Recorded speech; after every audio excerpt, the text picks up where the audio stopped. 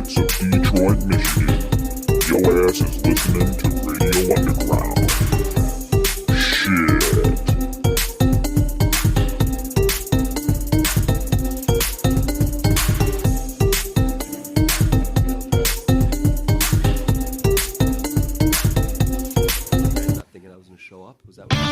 Radio Underground, episode 52.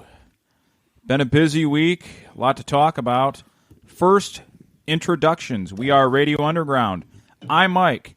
Al is here. Say hello, Al. Hey. Brian is here. Say hello, Brian. Hello, Brian. Jay is back. Jay, say hi. I'm back, but I need new headphones. There's no You're not hearing nothing? no right ear. Oh, that happened okay, to me you got the other the day, you too. got the shitty headset. I'll switch with you. Just give it a minute. And that one of them that goes in and out. Sometimes if you plug it and plug it back in, it works. I don't know why. I'll fuck with this for a minute while you guys are doing some bullshit. For some reason, my $11 headset isn't up to par. I don't get it. Damn it. Can I bring up the Zakk Wylde thing we're watching here? Sure. It's Zakk Wylde on his traditional guitar, but it's an acoustic version. It's like he went to watch this lounge act play their music, and they're like, "Hey, Zakk Wylde, do you want to play with our lounge band?" He's like, "Yeah, all right." Because this bitch who's playing bass is wearing a black cocktail dress. Yeah, she's like probably Black about cock. She's probably about 30-something. Paul years Schaefer old. on the guitar or the piano over there. Les Paul's playing the guitar because I mean, there's like 100-year-old guy playing the guitar, and then I don't know what the hell it is on drums. It's just a weird dynamic going on. I don't even know. And somehow one of the guys from Typo Negative was up there for a minute. Dude, I think he was just drunk and wandered into some like session. That or seriously might something. be Les Paul. That might be Martin Scorsese. It might be Scorsese also. He's like, this isn't real music. Look at the drummer, man. He's just like having a field day back there.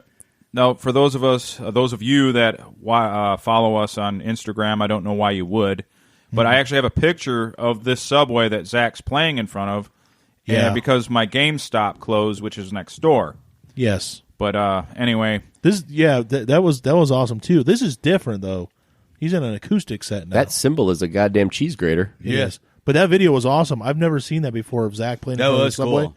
Like they just pulled up in a parking lot in Novi, Michigan, and said, "Let's rock." yeah, I was talking to a guy in the chat, like on the YouTube video itself. I say, "Hey, I am. Is this the subway at so and so?" And he's like, "Yeah."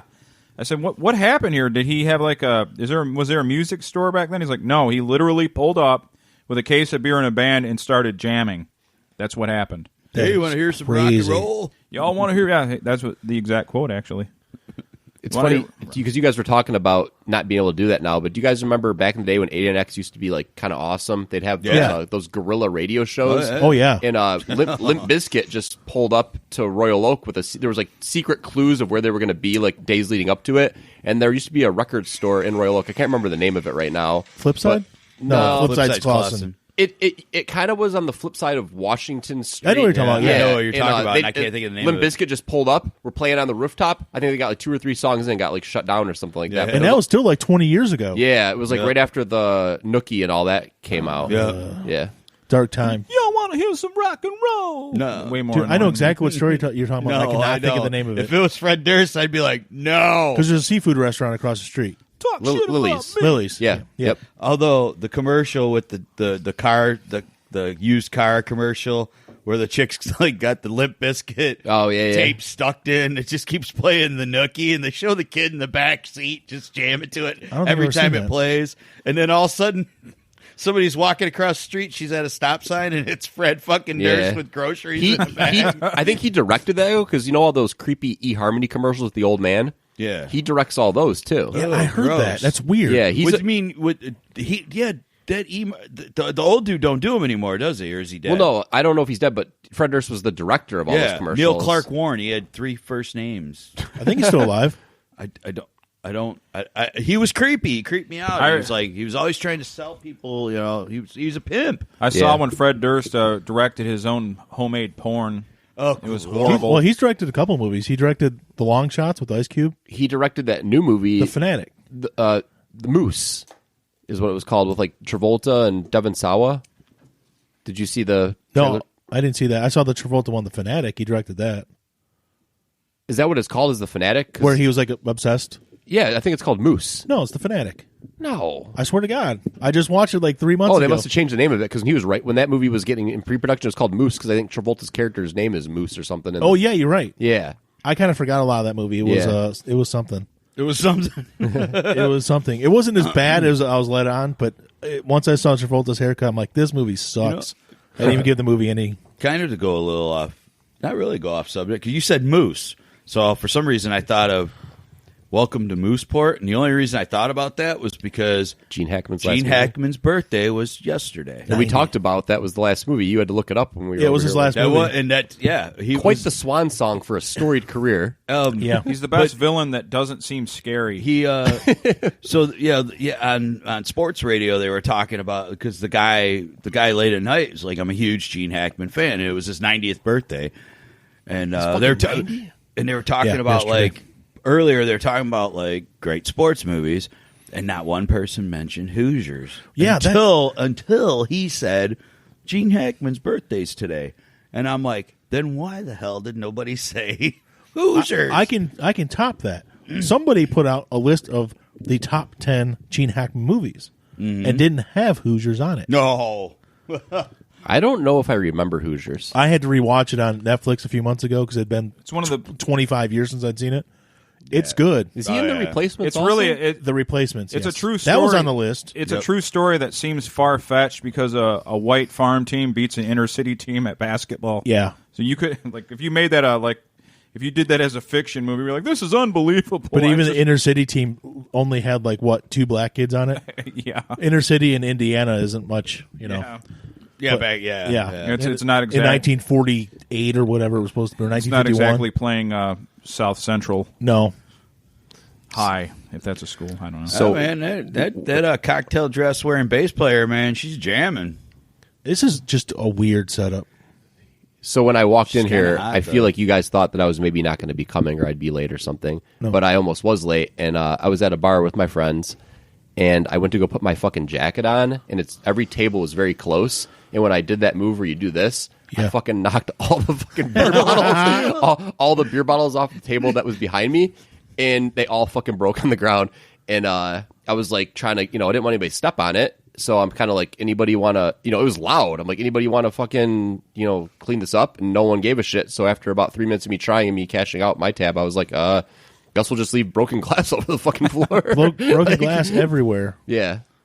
So that was what was going on. I caught that, Brian. Yeah, that was a music. Grandmaster Flash. Yeah. People wow. pissing on the street. They just don't care. You sound just like Grandmaster Flash. Yeah, I'm just as hip. They both have double neck guitars? Both guitar players have 2 double neck guitars. Well, that's Zach. Yeah, then the other guy has one The also. other guy looks like. You remember that porn guy from the mid 2000s, Evan Stone? Yes. I saw him on the Pornocopia going down in Is the he valley. wearing on a HBO. leather? He's wearing a leather beret. Nope, never mind. Backwards. He's actually holding 2 guitars. He's not having a double neck. He has a guitar on and then a second guitar in front of it. I don't know how old this is, but the bass player is definitely the bass player that was in Novi with him. Is he wearing the same spandex He was. shorts? Well, he was. I don't think he was wearing the spandex shorts, but he was wearing the same stupid leather black vest. The dude was wearing spandex shorts with chucks and a leather black vest. I'm going to go out on a limb that the double neck guitar is not necessary 99% of the time. There's that Coheed song, Welcome Home, and then when he plays it live, he goes to the second neck for one guitar squeal. And then I mean, really, Unless you're Cheap Trick, you don't need it. Yeah, or if like Zeppelin. Yeah. I think it's more a show than anything. Don't even get me started on that stupid 7-necker from Cheap Trick. That thing is so dumb. Well, that's just he just like that's just not a, We're up on Twitch, but for some reason we're not live on YouTube. I don't understand. Why is there one Marshall amp doesn't make missing? One of the stacks right there. There's like one gap where there's one missing puzzle piece. I don't get it. We're live on Twitch. We're live on Mixer. Or we're even on Facebook. What's Mixer? Is that like a gay dating app? It's like the Microsoft version of Twitch. It's where you find someone of another race to date. it's Farmers only. Farmers only. You don't have to be lonely. Black people meet, MEAT. Yeah, that's weird. Hey, Mike, we're not on YouTube right now. No, we're on Twitch. We're on everything, but we're not on whatever. I don't fucking care. I'm not going to get myself mad. So when do we talk about that Fast and the Furious 9? Let's get into that. Let's get into that. So I'm going to go on record saying I've only seen the first one like everybody did. Yeah. And then I've also seen the Tokyo Drift because I just watched it on TBS or something one day. Mm-hmm. And I've seen the trailers for every one since then that comes out. I didn't appreciate them ironically until this one. And then I was like, I'm in. This looks amazing. You need to go back and watch 7 and 8. I've heard that, and then I remember seeing them on Amazon Prime, and they were free. And ever since the trailer dropped for this one, I went to go watch 8, and now you have to buy them. I don't. Before I get into the trailer, I wanted to get into the absurdity that is the teaser trailer and the trailer release of this particular movie For Part 9? Part 9. Okay. So last Friday, they dropped a teaser trailer that teased the concert for the actual trailer release. Concert for the actual. So they showed it, and they showed like a clip from the movie, and it said, "Tune in next week, see the concert, watch the trailer." We're like, all right. So they teased the concert that was going to introduce the trailer. What was the band? So flash forward to yesterday in Miami, they had a red carpet thing. Vin Diesel and people were there, like 4 of the cast members. Okay. They had a concert. Ludacris, Cardi B, a couple other people that are famous. Cardi B in the movie? No. Not at all. Ludacris is, obviously. Yeah. Tyrese might have sang a song. I don't know. But it was a concert. And then you had to wait through the whole concert, and all of a sudden, you're going to be the first ones to see our trailer. And then they partied, and then all of a sudden you saw this trailer, and then it was on YouTube. It's a 4-minute trailer. It's a super long trailer. Yeah. But it's just how much it's kind of full of yourselves. Like, we're going to have this big concert to introduce our trailer. And the concert and then the talking and stuff during it was just a shit show. It was like the most awkward thing. There's so many layers, though, I want to talk about this. Like, the first one are the makers of the movie, I don't really care about the writers because that doesn't really matter, but like the director and the stars, are they aware that there's people like you and I? Are they in on the joke, I guess is what I'm saying, about how absurd it is? Or does Vin Diesel show up to set and think he's making like Daniel Day-Lewis cinema? I don't know. Or is he like a cool dude who's like, this is fucking ridiculous, I'm all in, this is fucking funny? Like, I have no read on Vin Diesel. No, none at all. I don't either, because I was like thinking when they still had The Rock in it or Dwayne Johnson in it before he branched off because him and Diesel don't get along because they hate each other. No, it's actually apparently Tyrese who doesn't like It's Tyrese The Rock. also, but they respect each other, but it's not like the whole family thing you get with everybody else. Family. It's... Because that makes a big difference. It makes a big difference if Vin Diesel is aware that what they're doing is so absurd at this point. But I always thought he was like kind of like a lug, like, like a dope. But he might be like a funny dude who's this is hilarious. Like, we are making the most absurd movie. Like, what's the dude from the 90210 show that did all the Sharknadoes? Like, yes. He knows. Ian Ziering. That's right. Ziering. He knows that. Like, first of all, he knows that he's really not that good of an actor, and then on top of it, he's doing really bad movies. But hey, man, they're paying bills, and you're loving them. You're watching. Because when you're young, it's really easy to like.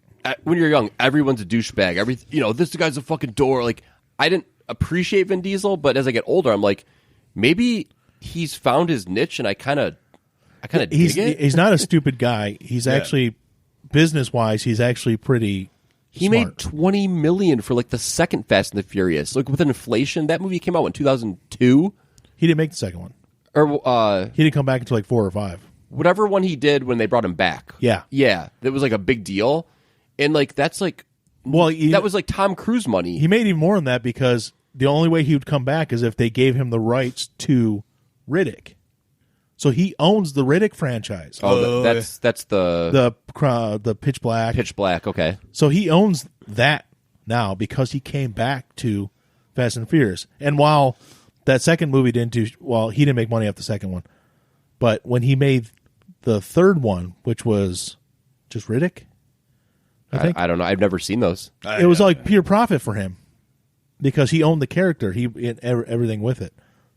So he mortgaged his house to finish making the movie, and then pretty much it was all just profit for him. But so he got rights to a character which they're going to make a fourth movie from. Plus, he got $20 million. That's fascinating. Yeah. It really is, because at that time when he was getting that money, that money was reserved for Tom Cruise, Leonardo DiCaprio, Will Smith. Yep. And then Vin Diesel, who's, pretty one-dimensional compared to the guys we just mentioned. Yeah. That's fucking amazing to get paid that money for. Now, here's the thing, though. Before we even get into the movie, it's I'm going to go watch it because you and we all like the art of bad movies. Yeah. I watched that trailer. I was like, just take my money now. Just take it. I got to see it. Yeah. But then I want to go there to be with the fans who genuinely appreciate it. They're not in on the joke. They're not in on the joke. But isn't that weird? Right. That dynamic is weird that we'd all be in the same room enjoying the same thing on different levels, but all having a good time. Yep. It's fucking weird. It's insane. Yeah. Now, Like that me and Craig trailer, going though. and watching Rambo. Me and Craig went and watched Rambo, and Hey, don't make fun of Rambo. But I genuinely like Rambo. Right, but we knew that it was going to be over the top absurd. Yeah. And we watched it and we were laughing, and people were going, "Oh, they're mortified by all the violence," and we're laughing about. There's it. an art to bad movies where you've all seen Samurai Cop. I have. Okay, Samurai Cop is a One bad and two. movie, and it's fucking great. The second one, it's horrible, and it's not a good. It's not bad good movie horrible. because they threw in porn stars and made it Yeah. sci-fi, and it just, I don't know. Oh, God. When you're aware that the movie is hokey and you're in on the joke, sometimes it's not a good thing. No, I agree. And that's why I'm very curious about the Fast and the Furious, that they think they're making a legit good movie, or they know that they're making a movie that in 30 years would be essentially Samurai Cop. I think They're they're making doing the a- John Carpenter thing with Escape from L.A. They know it's over the top, ridiculous. I really So the think that. Samurai Cop. I That's need a to really see good. it. That's a really good example. But honestly. the difference is, John Carpenter made, in on the joke, Escape from L.A. for $20 million. He made a good bad movie for $20 million. This is a $200 million movie that they're doing the same thing with. But these movies make bank, oh, it's going to make $1 billion. and we talk about this though. If Part 10 does not go to outer space, it's a fucking waste. I was It's a not sure waste- about that because we talked about that. Yeah. Where the guy said, and I'm like, I don't think they'll ever do it. But there's a part in this trailer where Charlize Theron swoops in with her stealth bomber Stealth fighter with no oxygen mask on. and picks up the Mustang with the magnet thing and the Yes. and I'm like, they're going to go to space. This is going to happen. Before we talk even more about that, so the people that jumped in that car that got caught by the magnet, That was John Cena, yeah. yeah, but that person, that they were not looking to commit suicide when they jumped off that cliff. They knew. that clearly was not going to make it to the other side. Yep. That's the best part about that. They knew that she was going to swoop in and get him. And her hair in that movie, in that trailer, It's the worst. Charlize Theron's hair is so bad. It's like kind of like a Gary Oldman Fifth Element thing going on. It is a little bit. It's like Simple Jack from Tropic Thunder. That's exactly what it is. I couldn't think of it until I just want to now. talk to the manager. Yeah. Yes. Oh, but even more, But like, more the next part right after that with Vin Diesel driving it, hitting that pylon, and knowing that the rope would catch the car. Did you hear what that part's being called now? It's already being called Tarzan. Tarzan. But I know just from watching it what's going to happen. It hits when all of a sudden it hits and it starts swinging upward. He's going to catch that fucking plane with that fucking car swinging on that fucking rope. I hope so. That's what's he made. And I'm watching this with my family, and they're just watching. It's like, what is? I watched on that here? trailer 4 times. Yeah. Four times by myself yesterday, because then my buddy Rob pointed out when Vin Diesel and Cena are fighting, they bust through a wall that should have studs in it. With and then it makes like a Looney Tunes cutout of their Of his bodies. It did. There's no stud. There's no header there at all in that wall. Yes, in that doorway. Also, we're not. Oh my god, that's the best. There's part. so much stuff. Like, we're not even talking about the fact that John Cena and Vin Diesel are brothers Out of nowhere. Out of nowhere. It's like, and he's a younger brother, so it's like Makes total sense. it's like I guess. he's Dom's brother. I'm like, and I was like, and I literally said out loud, I'm like, what? The only part of their chemistry that's the same is they both are just full of steroids. Yeah. Like there's nothing the same. His name is Dominic Toretto. He's obviously Italian. And Cena is the most cracker ass white person you're ever going to and find. his sister, who's also in it, is obviously also a talent. Well, she's supposed to be a talent. I don't know if she's or not. Cena looks like he's taking too much HGH. He's starting to look like a dwarf. That one, you ever seen that meme where it's Ernest plus Jerry O'Connell equals John Cena? Cena's the one guy who looks weird with hair. He does. Like, he looked better balding. Yeah. Because he was bald. He was legit balding. Like, when I saw that trailer for that firefighter movie he had to just come out with he in it, dude, yes. and I saw his hair, I'm like, what's with his hair? I wanted to poopy on that movie until I realized it was a kid's movie. It was supposed to be a kid's movie the whole time. I was like, this looks fucking bad. But he's going the Diesel route. Diesel did the pacifier, and that, that's what Cena's doing too. So there's a movie called Sisters with Tina Fey and Amy Poehler. Yes. And Cena plays the... Can I still say wigger? We talked about this before. Yeah, I don't care. I've said it. The wigger-ass drug dealer in that movie. And he's fucking... He should have won an Oscar. But the best part is all the chicks think he's handsome because he has like a wife beater on and like a sideways cap in the movie. And the one chick's like, so she's trying to make small talk. She's just hitting on him. She's like, so like, what are you into? Do you have kids? He's like, I'm sure I do. That's all he says. That's all he fucking says. I was kind of hoping that we would be on. If I had my choice, I would rather be on YouTube over all these others. Yeah. But it's the only one we're not on. It's you can always put it on YouTube afterwards. Yeah, we have one person watching on Facebook. What about if they cross over the Fast movies with Transformers? They could, and they just bring them together. That'd be fucking amazing. Also, that would be cool. The Transformer part would be more believable. Yeah, it would be. There was even more to that, like because you've seen Tokyo Drift. Then you said that and the first one are the only two I've ever seen. So Han, who's the Asian character from Tokyo Drift, yes, dies in Tokyo Drift. I don't remember that, but that's what I've been told. The car flipped in the crowd and stuff, and it blew up. I'm not going to lie, that movie didn't stick with me. No, when I saw it, so I don't remember a whole lot. So he died. The car flipped and it blew up, and he died.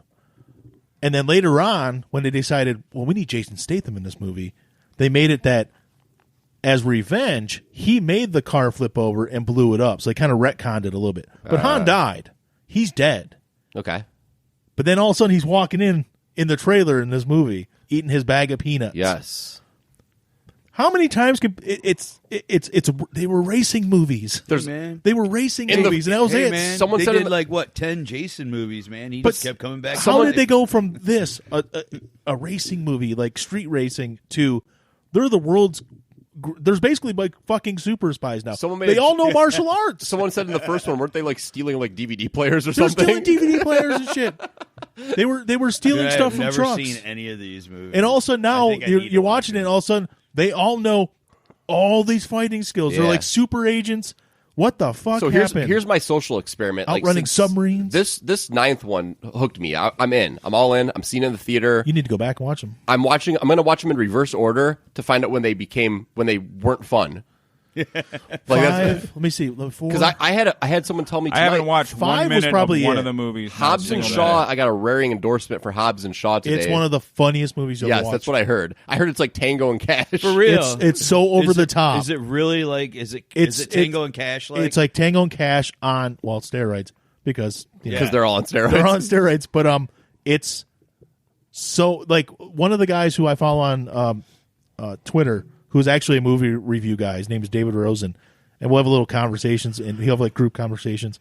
And he said it astounded him that all of a sudden his dad's like, "You're going to take me to see that Hobbs and Shaw movie, right?" And he's like, "Yeah, I guess. You want to see that?" And he's like, "That looks like the funniest movie of the year. I got to go see it."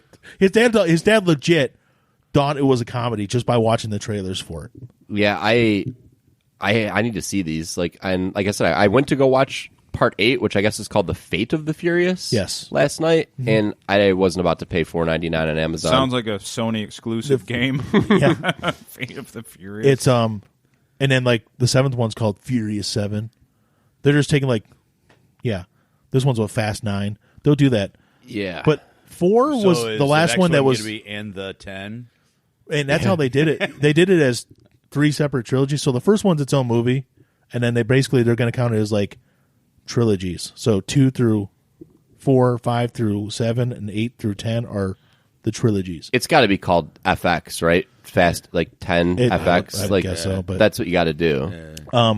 If you watch 4, that was one where Diesel came back, I believe. Okay. And that was the first one with Gal Gadot, and she was like working for this drug dealer guy.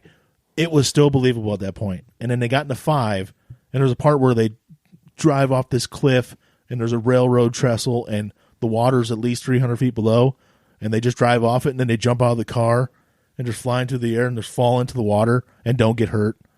And I was like, oh, this is a different movie. Something different is happening here. That was the moment. And then they go to Rio, and there's a whole heist. That was when they made it into a heist series. Oh, because we didn't even talk about the fact that there's that scene where they're driving that Jeep on that rope bridge that if you and I were walking at it, we'd be scared of because it looks so unstable. But it was driving a Jeep on it. It was collapsing behind them, but somehow they were still driving. They're like, they're that fast and that furious. Yeah, so they have the anger. Yes.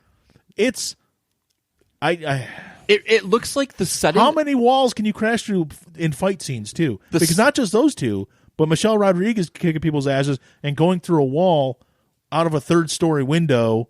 Yes. It's like, and then the setting of this one all looks like it was like Indiana Jones. Yeah. But there's fucking souped up cars in it. Yep. Oh, we didn't even talk about how Cena is in the same prison that Magneto's in when Charlize Theron's talking to him. Yeah. It's like the clear prison with the whole, like the Hannibal Lecter type shit. Where they had to put the metal into the guy's blood. So Magneto was in that prison because he can manipulate metal, blah, blah, blah. If Cena's character has fucking superpowers or any way to manipulate metal, my dick is going to get so hard in that theater, it's going to shoot off like a goddamn harpoon. I will say this. You're talking about the superpowers? You need to watch Hobbs and Shaw. Oh, I'm so excited now. Because I'm just going to say 2 words, Idris Elba. Oh, I'm so excited now. Dude. So I don't want to ruin anything, but we talked about how he might be the next James Bond, and that's going to be real fun for all of our dads. Yeah. Our dad won't care. Our dad's pretty, open-minded, but well, they ruined James Bond. Why exactly did they ruin him? Yeah. Well, he's not really right for the part. Yeah. Why is he not right for the part? It's do yourself a favor and find a way to watch all the. All right, I got $50 in Amazon gift cards from Christmas time. I totally, maybe just because I don't think about it, I forgot you can use those for rentals on Amazon. Okay. Yeah, I didn't know that. You didn't know that? No. I always buy books and shit. If I want something, I download it illegally. So. Yeah. Does it work for Audible? What? No, you don't. No, I don't. I don't download anything illegally. Does it work for Audible? What, illegal stuff? No, the card, he said. Yeah, Audible's an Amazon company. It should. Yeah. I was just curious. That's actually a really good. I didn't think about that, Mike. Good. I love Audible. Yeah. But yeah, it's I was. It just got so absurd. The entire thing. But that's why I think it's got to go to space, right? It has to. It has to be them and that stealth rockets. That stealth fighter and that Fiero with the rocket on top of it. What is Tyrese saying? He's like, my ass is fuego or something. Fuego. Yeah, like what the fuck is he talking about? That was the only part of that whole trailer that I thought was funny was Ludacris like, no, that's not impressive. That's stupid. And I was like, that's funny, Ludacris. Other than that, I just they're going to space. You're right. That stealth fighter was proof positive that they are going to space. Have they delved into the ocean at least? Well, they outran a submarine on ice. Okay, yes, I saw that in the trailer. Ocean. That's in the 8th one, right? The 8th one, yeah. Are they going to heist like a comet or something? I don't know. A meteor? I don't know. They're going to stop. They're going to drill into a asteroid and blow it up. Armageddon this shit. They're going to Armageddon it. They're going to hook a chain up and lasso a freaking comet out of the sky or something. I'm in. I'm in. You know what I didn't see in this one that I don't remember what his fate was in the last one. Fate of the Furious. Where's Kurt Russell at? You know what's funny? He's in those? He was in 2 of them. Really? How did they get him to do that when he was so against... Charlize Theron won an Oscar, and she's in it. Yeah, but Helen Mirren is in this one. Yeah, but Charlize Theron's done a lot of junk, where Kurt Russell's pretty selective in the later part of his career. About he what has he been, does. yeah. You ever see Bone Tomahawk? No. Dude. There's some brutal stuff in it. That's a good movie. What's it called? Bone Tomahawk. It's a Western type thing. It's gory, but it's awesome too. I just saw that Santa Claus movie he did where he was Santa Claus. Yeah, it wasn't bad. Kurt Russell played Santa Claus? Yeah. It's actually kind of cute. Christmas Chronicles? It's kind of it's on Netflix. Yeah, they're making a sequel. Are they? Yeah. But yeah, he's kind of just a gruff like Santa, you know.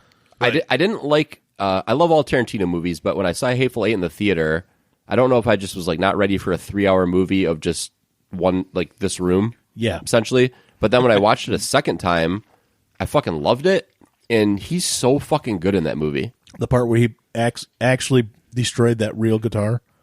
Yeah, yeah. Like it was supposed to be a fake one, and he destroyed the real $40,000 guitar. Oh, is that what it was? Yeah. But if you watch it on Netflix, because Hateful Eight's on there, yeah, they broke it up into basically episodes. So they basically from this point to this point, and you can watch it, and it's extended too. I went to the special. It was called like the Roadshow version with my brother when it premiered, and you had to go all the way, not all the way, like it's fucking far away, but like 20 or Hull Road and Mound, the AMC 30, yeah, and they had it with the epilogue or whatever. What do you call that shit? The where the music's playing, overture. Oh yeah, like an intermission. Yeah, so like when you walked in the theater, there wasn't trailers. It was literally just like the wagon moving on a red and black screen with like the music, the score playing. Yeah. While everybody sat down, it was almost like you were seeing like a production. Yeah. A play, and then the movie started, and there was like a legit intermission where you go take a piss break, and they played like an overture there too, and then came back, and it was really fucking cool. Like that is cool. Yeah. All right, so there's a Zakk Wylde video on again, and it's Zakk Wylde, but he's playing somewhere in, I'm going to guess and say Japan, but it's a Japanese. It's a Japanese backup band. It looks like they're all wearing flower shirts. They're all wearing like flowered shirts, and he's out there. With they definitely are not fitting in with Zack's. No. Normal sit-in and I mean, band. he doesn't have the beard kicking, but he's definitely still like looking like Black Label Society. And that one motherfucker looks like Christina Applegate from Married with Children. Yeah, on the other side. That's what I mean. Yeah, that backup guitar player, the rhythm guitar player. Yeah, look. Yeah, yeah, that's Kelly Bundy. That looks like fucking Kelly Bundy. Asian Kelly Bundy. Yeah, look, they're like, because when they first showed it, it was like there was like Japanese writing, and then it just said Zakk Wylde. No, they have a lot of these shows where random guys from metal and rock just hang out in Japan, and it's almost like a game show format, and then they bring them up. It's really strange. That's exactly. They what do I things thought. really strange there, man. That's exactly what I thought. It was like some kind of game show, and he's doing like a halftime like. It seems like everything over there is kind of a game show in Japan. Yeah. It doesn't matter what it is. Because he's doing Sunshine of Your Love. He's just, I do love Japanese porno. They just pixelate all the dicks out and just show loads of jizz all over people's faces. Yeah, it's like blurring out like... Yeah, like the other stuff's not grotesque. Blurring out only genitals are gross. And blurring out the... blurring out dicks and penetration, but yeah. But they show the load. My buddy was all drunk one time. He's like, yeah, well, they're all blurred out because they're all fucking small and stupid. I was laughing so fucking hard. I can't figure out the reasoning behind that, though. Why do they blur this part, but they don't blur out the after effects, if you will? Is that Asian Spicoli? Are those Asian Greg the Hammer Valentine? Greg the Hammer Valentine? But at first it was Christina Applegate. It looked like Christina Applegate from Married with Children. That's like in the opening promo. What is this show? It's Xanadu. No, everything in Japan is like presented like a game show. We were talking about when you're in the bathroom. It doesn't matter who they have. Any kind of Westerner is on. It seems like a game show. They seem out of place. It's almost like the Chris Farley skit. I go, I'm not supposed to be here. Oh yeah.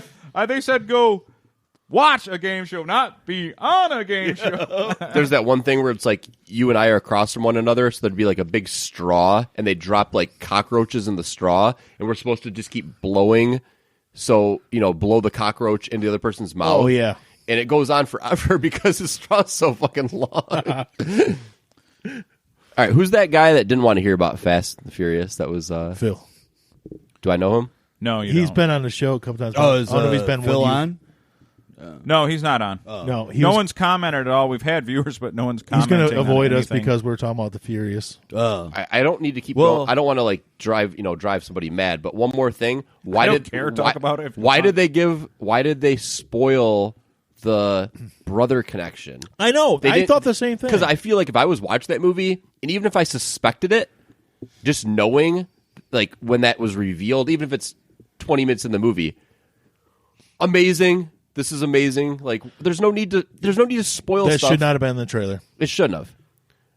It didn't make any sense to We me. talked a little bit about this before, and sorry, if we're repeating ourselves because I've been here and I forget what we've talked about, blah, blah, blah. I don't really care. But movies that spoil things in the trailers when they don't need to, and the biggest one ever is Collateral. You didn't need to know that Tom Cruise was a hitman in that movie because the way it's revealed in the movie is brilliant. Yeah, we don't need to know in your trailer. Like, I didn't need it. It's like one man driving a cab and a hitman. It's like, no, just say one guy has a mission or something. Like, there's certain. It would have been better if, exactly. Okay, well, I got to cut you guys off. What's happening to those of you listening? Facebook is the only chat I can't see for my stream server. If you guys were on any of the other streams, I could see it live time.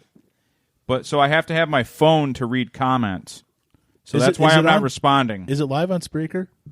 No, it's not on Spreaker. Oh, your phone? Yeah, so I have to use the phone because Facebook, you have to pay to have Facebook to stream with a service. All the others are free. Thanks a lot, Zuckerberg. So I have my phone first, and I can see everybody. Is it on your Facebook or the Radio Underground Facebook? My personal one. God, Zakk Wylde rocks that guitar so low. And he's wearing a Confederate Civil War hat. That's Lemmy's hat. Yeah, he fucking stole that hat from Lemmy. He did. So my phone's the chat monitor now. You said the movies with this spoil stuff. You made me think of something, and I think me and you had talked about this on Facebook before. Hancock? No, The Fifth Element. Fifth Element? Where, how much would you pay to see a movie with Chris Tucker making that movie, but not... Oh, how do we word it? We had a whole conversation on Facebook like 5 years ago. Did you get this from the Facebook memories? Because No. I was actually... You said The Fifth Element a little while ago, and it made me think of it. And it was... We talked about Ruby Rod. Where Chris Tucker wanted to make a movie. Where they shot all the militia, and they didn't tell him what was going to happen. Mm-hmm. Basically, so he's in character. We had a whole movie about it, Jay. We talked about it on Facebook. I can't remember this right now. Never mind. I'm going to edit this part out. But then another great spoiler is the movie Hancock with Will Smith. So the big reveal. Oh yeah, you've seen that movie, right? Yep. The big reveal is that Charlize Theron again is connected to him, and you don't know that for like 3/4 of the movie. But on the cover of the DVD, she's standing there in full superhero outfit. Yeah, right. On the cover of the DVD, it's like, wait, you just ruined the whole movie for anybody. That was. What's the statute of limitations on spoilers on this show? Because I'm just gonna keep going. Well, I mean, Hancock was 12 years ago, so I think we're okay with that one. Don't spoil Rise of Skywalker yet. Anybody see that yet? Nope. No. Did you ever watch that Evil Genius I told you about? I started watching the beginning of Evil Genius, and then I'm like, no. How long did you get into it? Then I started watching National Treasure. You say Nashville Treasure? National Treasure. National Treasure is a different show. It's like Antiques Roadshow. Nashville Treasure would be such a good knockoff. It's like Hillbilly. We're gonna go steal some cigars. No, I was like, because I was already falling asleep, and I'm like, I need some background noise. And National Treasure is my go-to movie to make me fall asleep. Yeah. So yeah, he bores you to sleep. No, I've just seen so many times. It's just background noise. Yeah, I'm with you. You have to fall asleep with the TV on. Not always. I do, and it needs to be familiar, but not too engaging.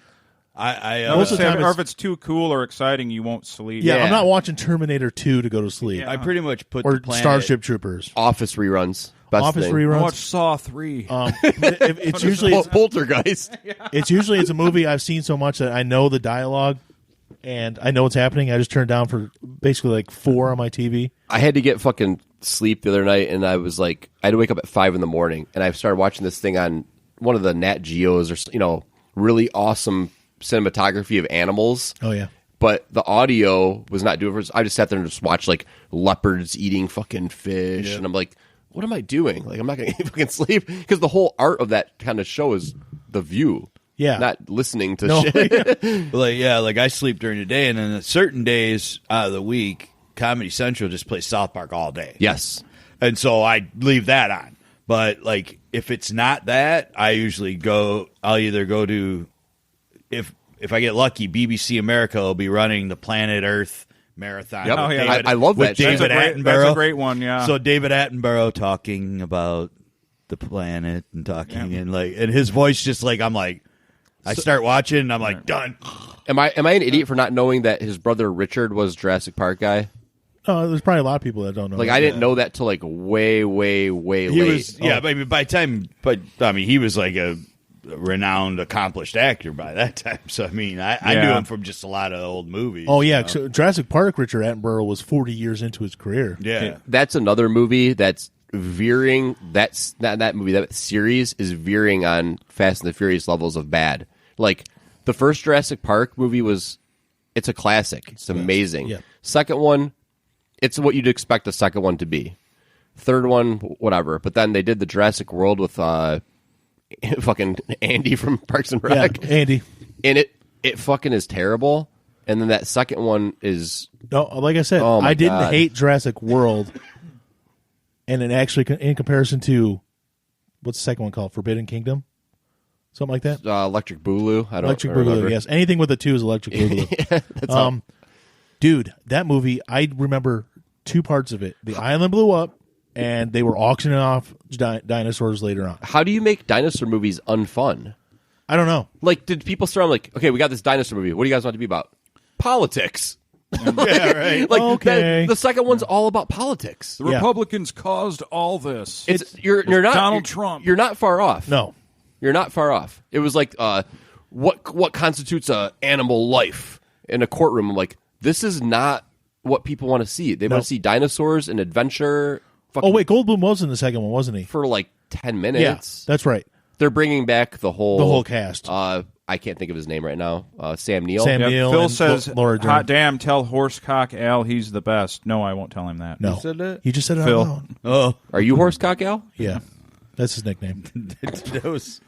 It's a long story. I can't believe See what I did Bill there? remembers. That was a good one. I forgot what we were talking about. Jeff Goldblum.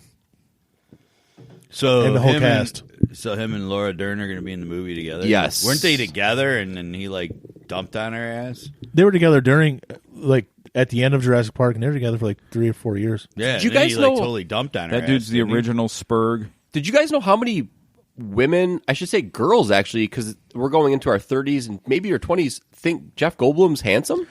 He has gotten a whole new fan base of I did women not that know think he's that. sexy. I was blown away. Like back Well, in he the is day, like 6'5", isn't he? He's a huge. Yeah, he's always been in shape. Dude, back in the day, he pounded some ass, yeah. man. He tore up some serious, But you're like, right. celebrity There's ass, women man. that like. No, there's girls that are like Now. younger than me Yeah. that are probably in their late, maybe even early 20s. Like Jeff Goldblum's like, that guy's handsome. No, He's I hot. knew girls that like for him. when I was in my 20s that were in their 20s that were like, yeah, there's just something about him. I'm like, there is. Wait, I just figured out. Earth girls are easy. The Earth girls Yeah. are easy. Got him. Yep. Because he's not a great looking guy, but he's tall and he's always been in shape. I and- think it's because he looks distinguished now. yeah. like all Have you the- watched his show? On Nat Geo The World or of- Disney Plus. I've seen Yeah. it. I heard it's good, but I like it. they're trying to find who can be the next Bourdain. It's kind of like that, yeah. But it's Because they're doing the Gordon Ramsay too. Like they're trying to do him like go to different places, Yeah. experience the culture. And I like Gordon Ramsay a lot too. I don't know The who only can. thing I ever see Gordon Ramsay do is yell at people, so I don't know. No, anything He's got a about him. YouTube channel, and he just makes burgers and stuff. It's a nice channel. I watch it. Chill out. but the one you're talking about where he travels around, it's Yeah. completely different. That's the like Uncharted. I think or it's something. yeah. It's like they ripped off the game Uncharted. Yeah, I mean, to be honest, I have never watched anything with Gordon Ramsay. I've just seen commercials. He's pretty likable. and he's always A lot of- yelling at somebody in the commercial. Hell's Kitchen, he A definitely. lot of is. people Yeah. are going to YouTube, like a lot of those old TV people. But my favorite new YouTuber he's not really new, but he was a TV guy. It's Chris Hansen, and he has just an unlimited amount of pedophiles on YouTube. Those guys, because they're screaming to get kids involved, and now he's basically going after Onision. Oh yeah. What's This that? I don't know what that He's is. a Onision's a YouTuber. He's a YouTuber that's been around. It's not like a company. I was like, what the fuck's that? It's like Fremulon. Well, this guy had his own forum and his own website it read like a cult thing, like where he separates them from their family. And him and his boyfriend, because he's bisexual, were recruiting these girls as like the third option for them.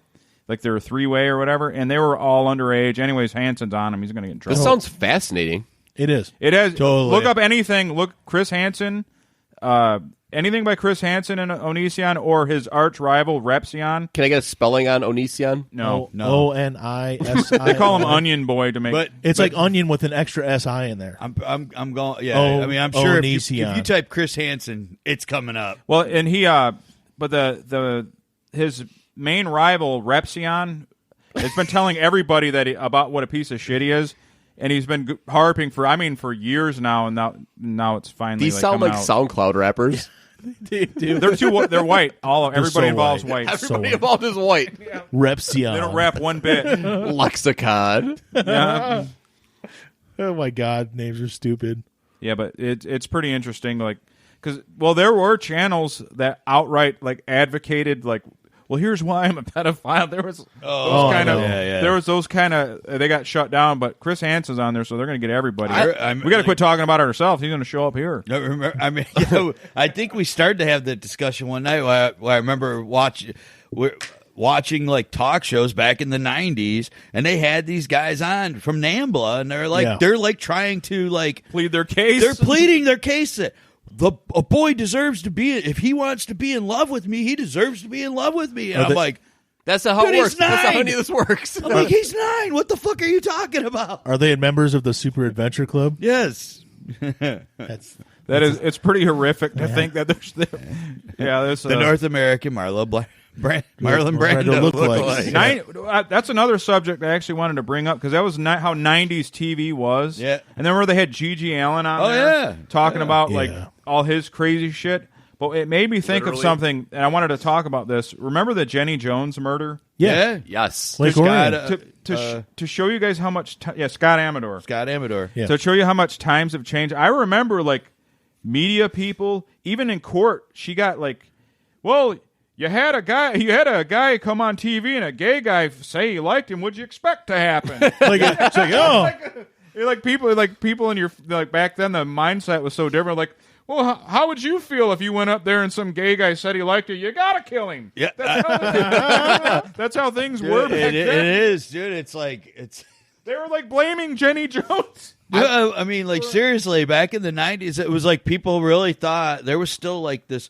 You can catch the gay. It's like, oh my God, I'm sitting next to a gay dude. I could catch the gay. That's the next Chris Hansen joke, to catch a gay. Well, that's another thing. The guy got out in 2017 that killed him. Did he really? So think about like if you killed a gay guy. He came out in 2017. Of prison. Got him. Yep. He came out of prison. And he probably likes dudes now. Yeah. Yeah, well, he probably had no choice. He got that butt took. He's probably like, damn, man, I kind of wish Scott. I really shouldn't have killed Scott. I should have been with it. I should have just went with it. But you think about that, like, imagine if they had a show right now and you had a secret admirer, and then you got embarrassed, and not any of us, but you got mad and killed him because he was gay. You'd get a life sentence like stacked on top of. He's out now. It's like 2017. The guy was let out. Yeah, what was that? Was like early 90s. Yeah. He was killed in 95. Okay, so he did 20 something. 22 years. I'm older. I guess that's a long sentence. But you figure, like, you imagine now with a hate crime legislation, public. Oh no, he's never getting out. It would be like 500 year prison sentence. Yeah, it'd be 175 years plus 3. And could you imagine if there was a judge or something? Why would you have a man be embarrassed like that? Yeah, right. I'm old enough to remember when Maury Povich was a real show before. Yeah. Like when it was like a legit show before it got to be like. Let's just throw on some Asian trannies and guess which one has a dick. Like it's like what are we doing here? You are not. The lie detector. The lie detector ones. Because isn't Maury's wife is Connie Chung? Yeah. Yes. Yep. And she's a legit journalist. Yeah. Or was. He was. Yeah, he was. He was too. He was a legit journalist. But I mean. Like now, I don't know. Isn't that weird though to think like what we're talking about? Like it's going on another like whole other realm. But it's like if you have ethics and you care about your career and you're making X amount of money, but you could do less work and just go that other avenue to make more money. Like who's not going to do that? Well, and make more entertainment. Yeah, and that's exactly because if you look like initially, all right, you go way back to the talk shows. I mean, you had Donahue that was a daytime talk show, and then you had like. All right, Jerry Springer, he was like a politician, I mean, he was... Springer's always been a phony show, though, right? Or was it real? I don't think it was when it started, though. No. It was real when it started? No. Yeah. Well, but then you had... All right, but you had real journalists. Don't forget about Geraldo. Yeah, but you had Geraldo. You had Sally Jesse Raphael. You had Maury Povich. These were real journalists. Yes. These were people who wrote articles for newspapers and magazines and stuff. They were straight up... And then, all of a sudden, you have Jenny Jones. Jenny Jones was a fucking comedian. Ricky Lake. Yeah, another one. From Hairspray. She was just an actress. Yeah. But I mean, then when Jenny Jones came out, I'm like, wasn't she just? She was a comedian. She was like a Star Search comedian. That's what she was. Yeah. You're seeing it. You're seeing it subtly. So of differently, course though. she's like, okay, well, yeah, I'm she got a gay guy killed. I'm gonna take this money. They're offering me a talk show. Look at someone like Rachel Maddow. Like she's been a legit journalist, and now that the people that liked her are turning her because she's getting into that sensationalized bullshit. Like we have some Trump information that we are going to air tonight. Like it's like opening the Al Capone vault. Yeah, and then she reads it. And it's like you're fucking stupid. Yeah, like you're fucking stupid, lady. Like. Just do what you've been doing that made people like you and be authentic and genuine. News is now entertainment. Yes. Absolutely. It's period. Well, it's entertainment. It's not and this news kind of anymore. and this kind of parallels what we were talking about the last time I was here with the UFC fighting. You're better off working on your promo skills than in the gym. Yeah. Like, because that's going to make you the money.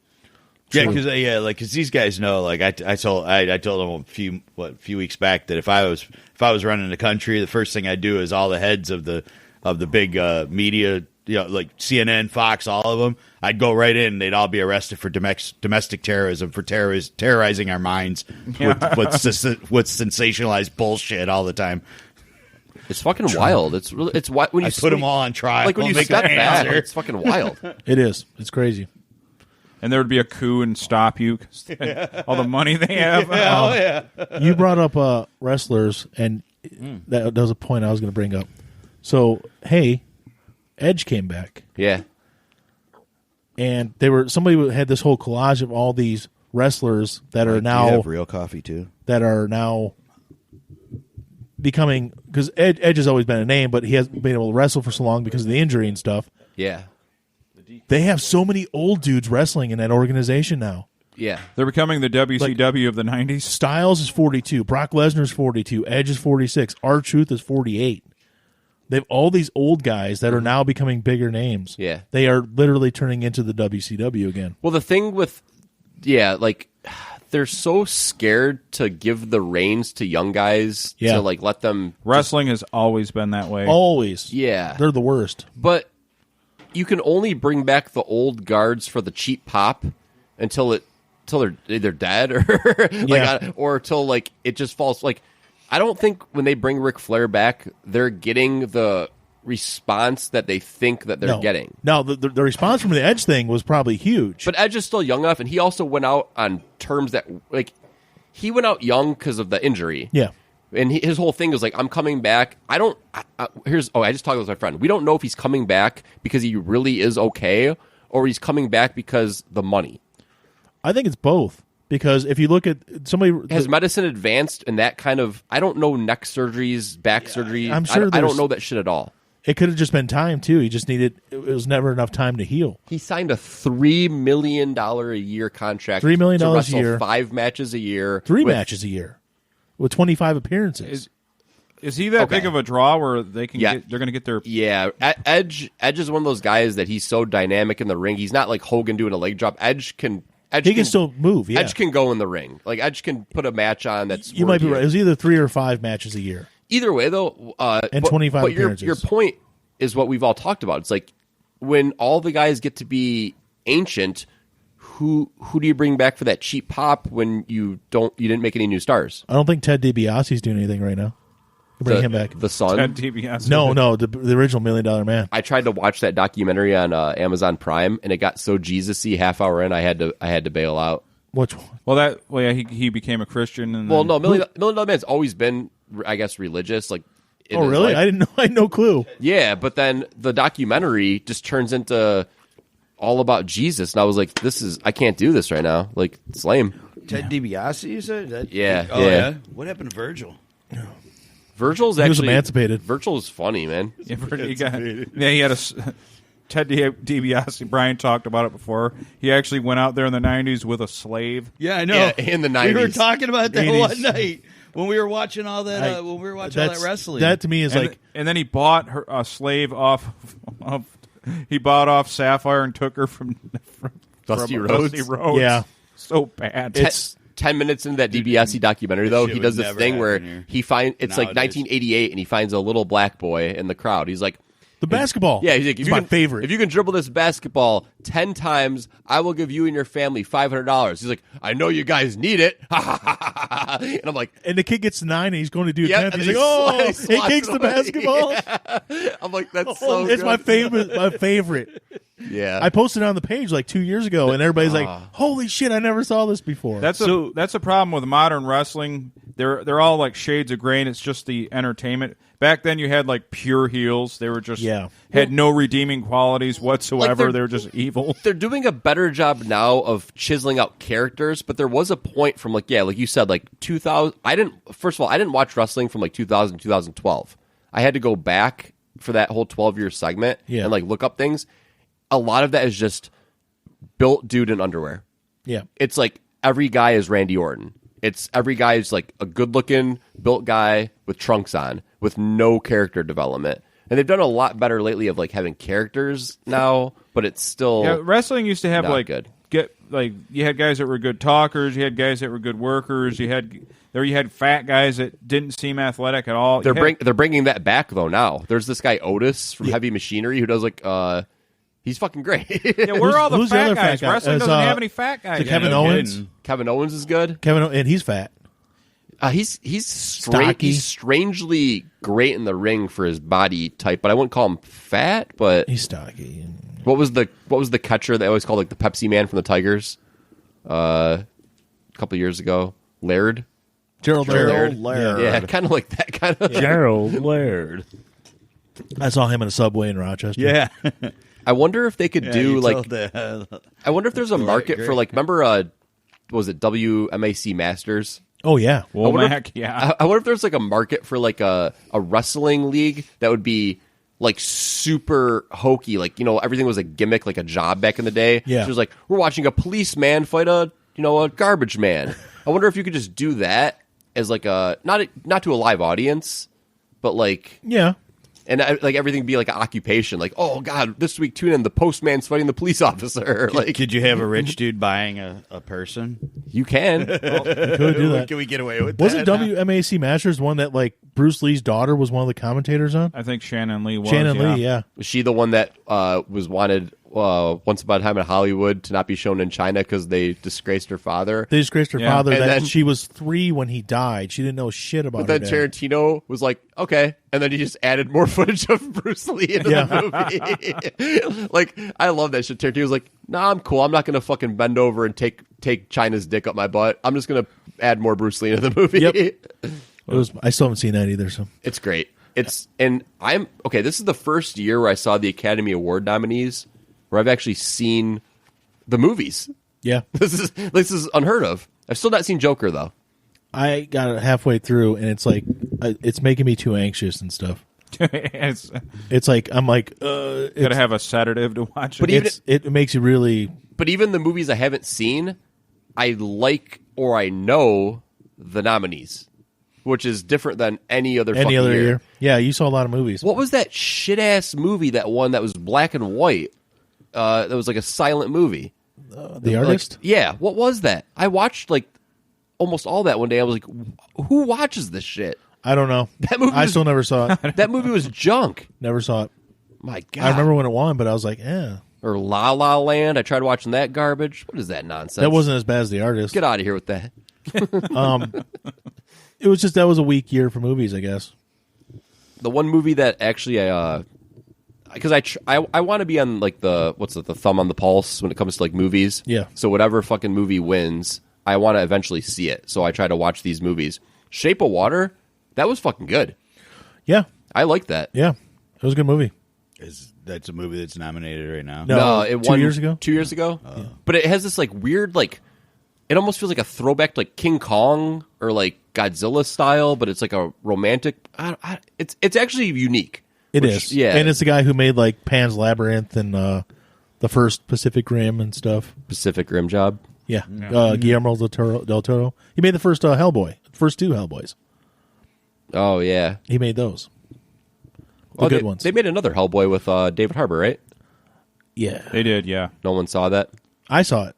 How was it? Wasn't as bad as I was told. I like him. It was fun, but yeah, it was He's a really I good don't actor, remember what the plot was, honestly. Because I hate what's his name. Ron Perlman. Yeah, I hate Ron Perlman. I think I liked it more because it was I don't like Ron Perlman, but I didn't mind him in that. Remember, like every time they make like a Beauty and the Beast, it's supposed to be. He was in Beauty and the Beast. He was the fucking hunk. That's the only guy they could find was Ron Perlman at the time to be the Beast. Yeah, like we got a shortage of hunks. Didn't want to use like a Stanley Tucci or something. I just remember when he was killed in that movie Sleepwalkers with Stephen King made for HBO or whatever. Yeah, and I didn't know who he was. The cat people. And when he got his hand broke or whatever, his teeth opened up. I'm like, God, that guy's mouth. He's a weird Ron looking dude. He looks like a baboon. There was just something. There was just something I read about him in the past few months that. A movie he was just on last year, like he started dating the young chick that was in this movie with him. He like left his wife of like 39 fucking years. Wow. Like she'd been with him forever, raised all his kids with him, and then just like all of a sudden Ron Perlman, you're saying? Yes, the movie he was on, and the chick that he like, she's, I don't know how famous she is, but he did a movie with her last year.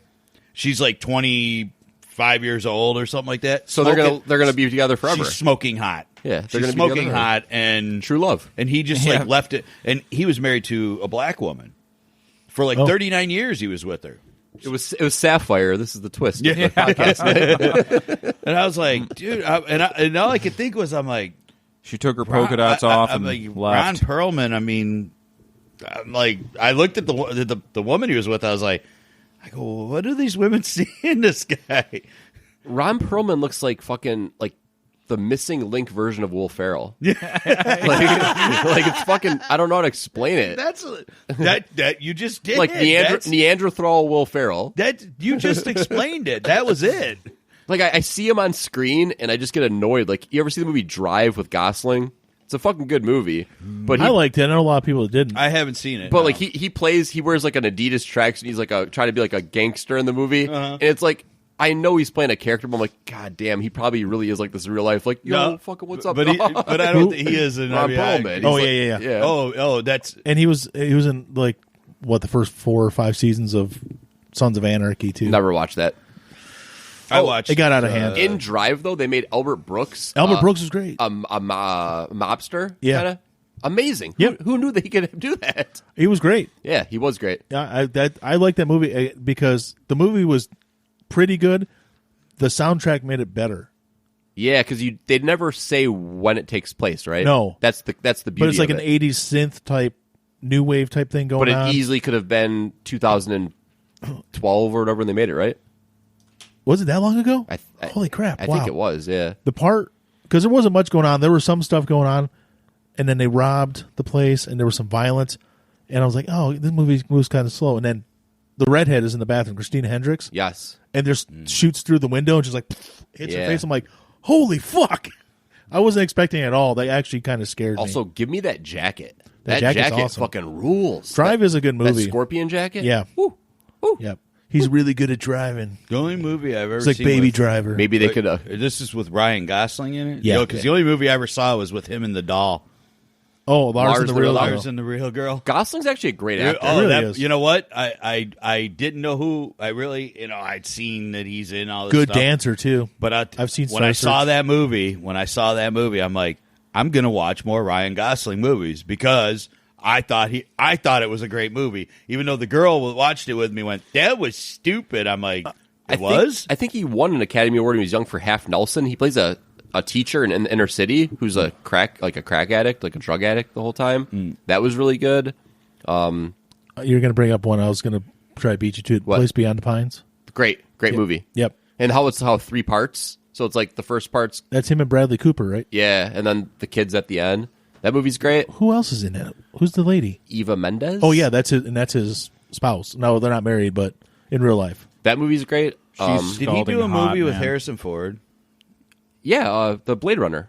Oh, he did Blade Runner 2040, which is Awesome. awesome. Awesome. Oh, okay. It's fucking 'Cause great. Love it. I just happened to see on YouTube an interview that it was him and Harrison Ford interviewing with this chick, and he was just rambling, saying stuff, and like he's like pouring like a little like airplane liquor bottle into a glass, and he's drinking, he's saying shit, and Harrison Ford can't stop laughing. He cannot talk.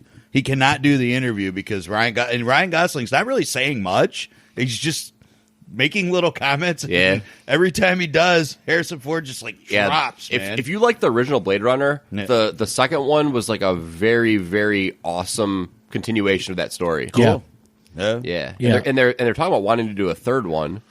And now that Gosling's performance is so strong, they can kind of kick old ass Ford to the side and take the story wherever it needs to go. Yeah, it didn't make enough money. Yeah. Yeah. That's the thing. yeah, but either the first one. But that's why it took 30 years to make a sequel. I mean, I'd never seen anything he did, and then I saw that Lars and the Real Girl, and I was like, "That." I go, "This is." He was heavier than that too. Like he put on weight for that. Yeah, yeah. Well, he like lives like up in like wintry Canada somewhere. Yeah. But I liked it a lot. I liked the movie. Period. I loved the way it went. I loved his acting in it, but I liked all the other characters, and I'm like, I'll definitely watch another movie with the guy. Yeah, I just thought like, okay, he's probably just another little douchebag actor. No, he's a decent actor. He had one. Was it last year? It came out where he was. I can't remember what astronaut he played, but he was First Man.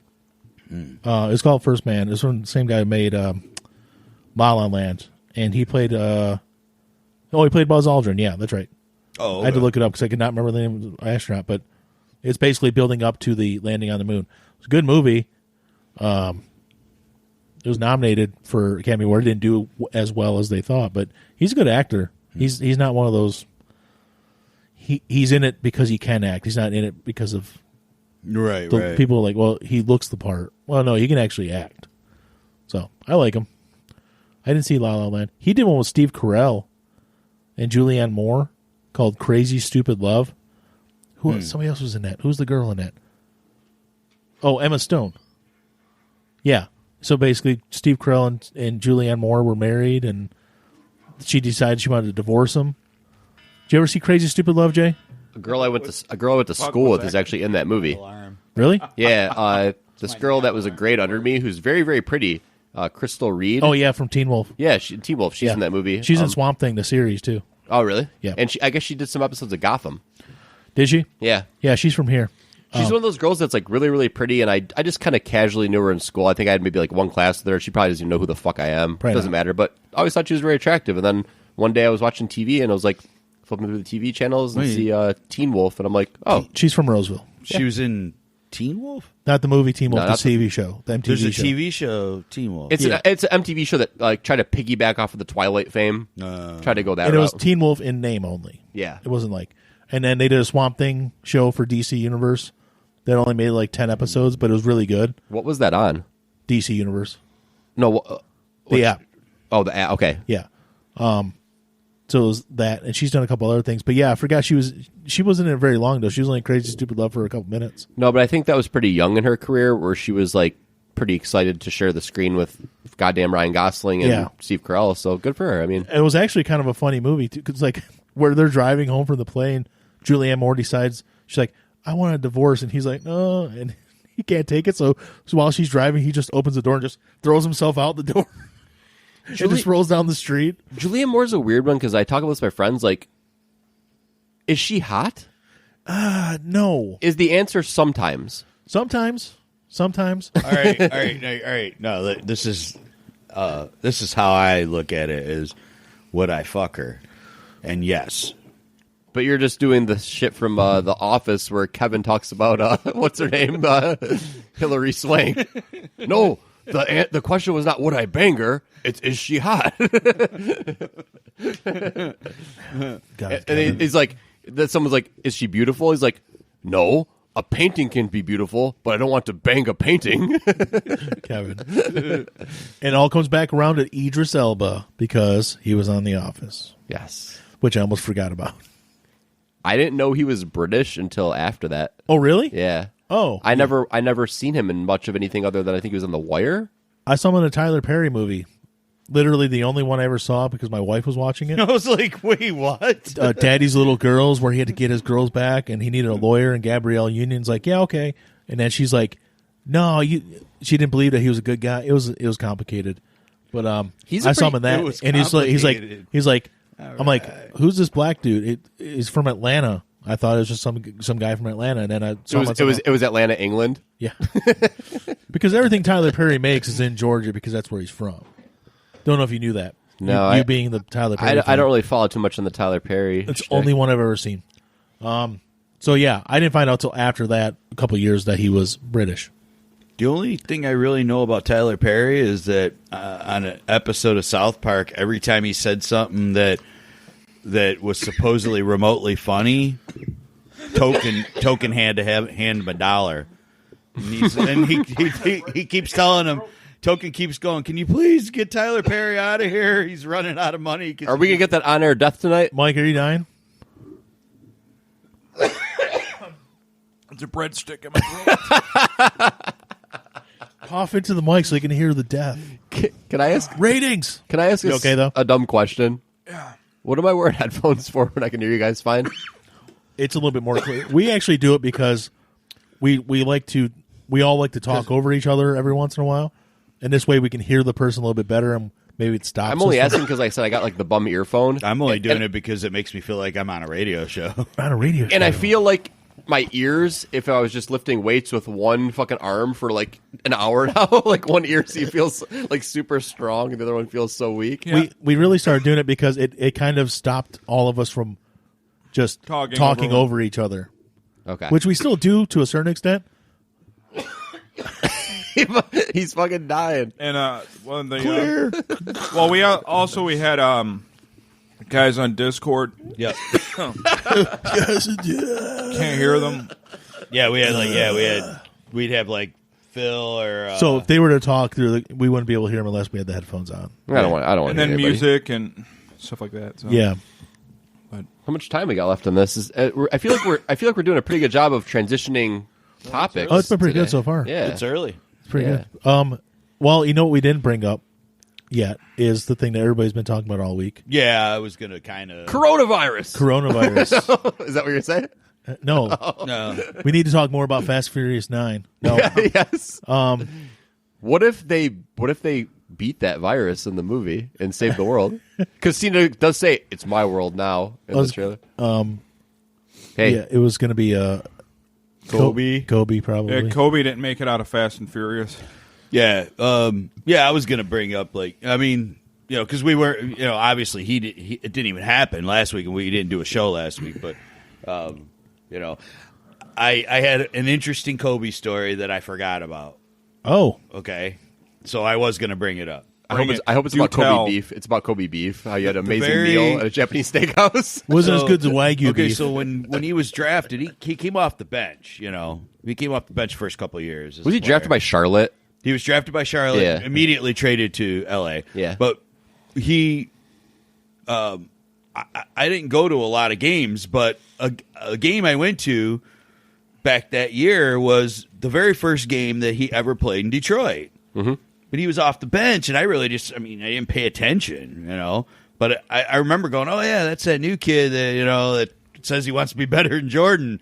And I just remember going, yeah, cool, because I hated Michael Jordan. Really? So, yeah. As Detroit fans, you're supposed to hate him if you're from the late there. 80s, early Michael 90s. You weren't old I enough. don't hate his talent. I didn't hate watching him fucking play the game as well as he did. I just hated him because he was fucking from Chicago. I love that knock on Kobe, though. It's like, he's just trying to emulate Jordan. No. Oh, yeah, you want to not emulate the best player in the league. Yeah. Right. And you know what? Kobe was his dedication to the game and to being the best, he was second to none, I mean, he did work his ass off. He worked his ass off. I like Kobe. I have no problem with. I like Kobe. He was, liked Kobe. Yeah, I liked him, and he was a good player, and he had. I watched that. I watched the little documentary that he won the Oscar for. It was pretty neat. Oh yeah, I forgot about that. It was a cool little animation thing called Dear Basketball, and they had it on the other day. I watched it. It was pretty cool. I mean, that's pretty much all I got to say about Kobe. I mean, it's a tragedy that, all those people. I mean, those people all had lives that were part of. I mean, they're all coaches and helping. And then there's these young people, these young children, 13 years old, that are playing sports, team sports, and all they were doing was going to a freaking game. I mean, it's wild too because I guess I didn't know. Why would I know this until you fucking hear about what happened to him? But it's he was using a helicopter. Oh yeah, multiple times a week for a long time. Yeah. It started when his one kid started playing the traveling basketball. He couldn't get to the events. Well, the traffic in LA is horrific. So they said he would go to the Staples Center. I don't know where he lived at exactly, but they said he was shaving, his time. 2-hour travel to 15 minutes. Yeah. Because basically he could do his workouts, he could, whatever they did throughout the day, if they did a walkthrough or whatever, he could go see his kids do stuff and then get back and play again. Do they know why he was over Calabasas at the time? Because it's kind of off the path a little bit of where they were going, I think. I don't know. I don't know, but you need 2-mile visibility, and they were trying with half-mile visibility. Yeah. Is that what it was? Yep. Half-mile. Yeah. And that was it. Yeah, that's what I get. That's what I get for making fun. Because that chopper, I mean, that's one of the top-rated choppers. Yeah, Lockheed Martin. It's one of the top-rated choppers. I forgot how young Kobe was too. By the way, I totally forgot.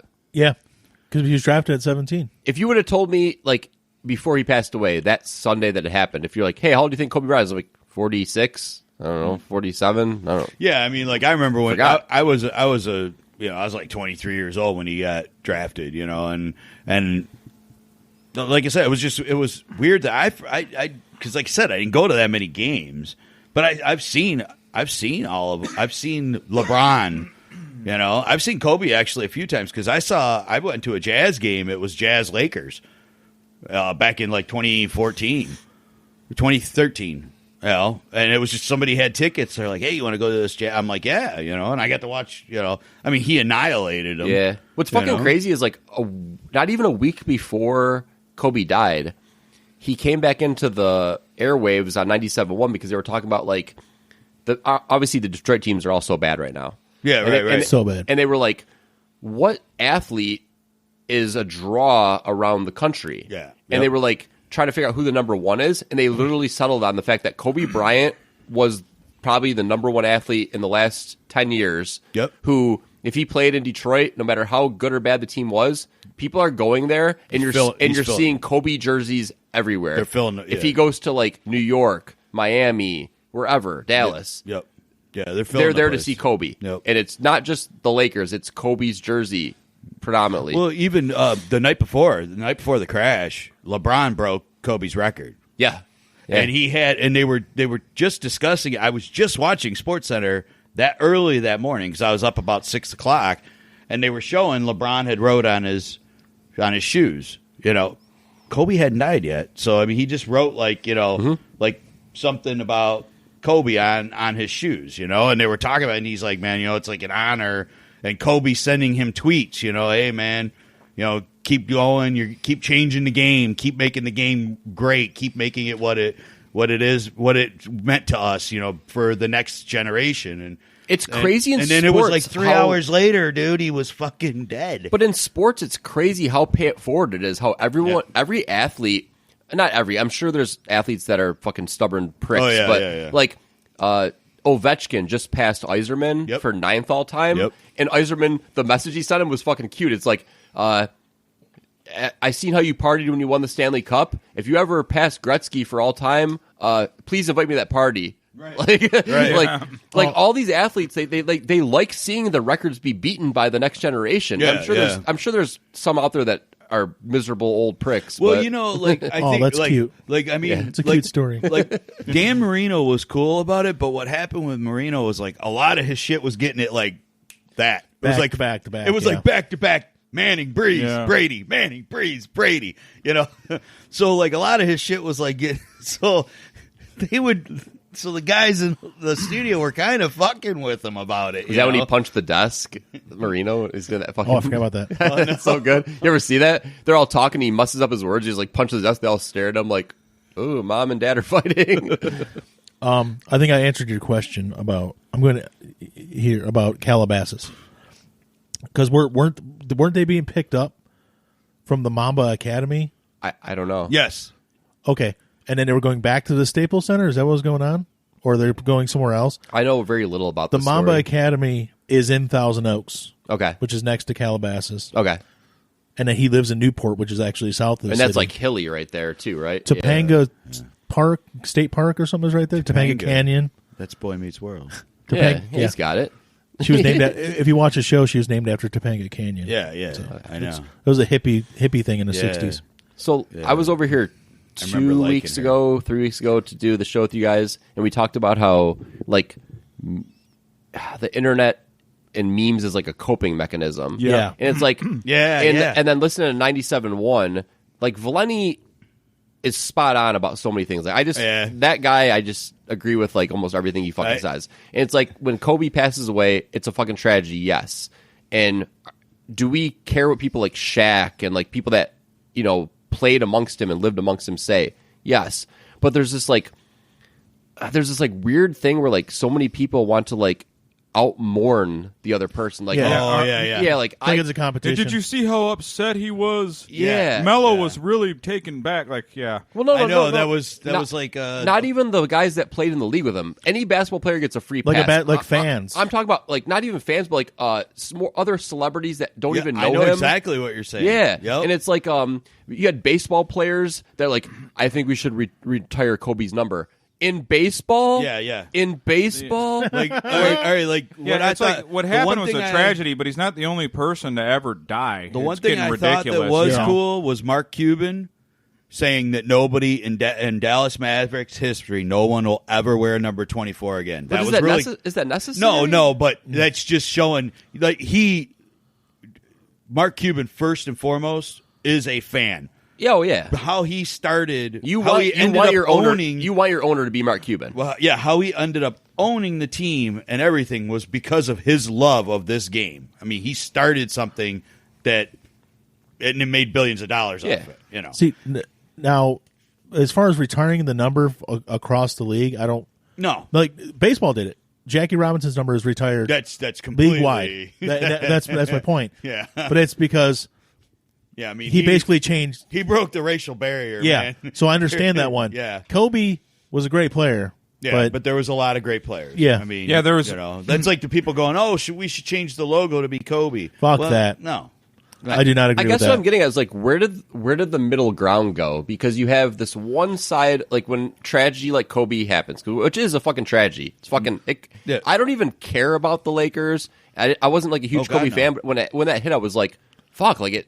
It was shocking. It's shocking. Yeah. So it's like there's this one side that goes way too far to like, how can I show that I cared about Kobe the most? And then this other side that immediately goes to try to make the most offensive memes possible. What do you mean? Yeah. It's so. What are you talking about? It's so weird. Like, why can't you just be a normal, where'd the normal fucking person go? Well, yeah, like you said, it goes back to. I don't know why somebody would post a meme like that. It's like whole out mourning thing. It's like, I mean, like. Or people personalize every ESPN, tragedy or something. Yeah, on ESPN, they kept when they kept going to Stephen A. Smith, they were like, he knew Kobe really well. He's very emotional, and I'm like, okay, yeah, well, you know what? So did Ramona Shelburne, who like covered him every freaking day for 20 years. Yeah, and she was visibly she was friends with him and his family. So yeah, she was very shaken up, but they didn't say, they were just like,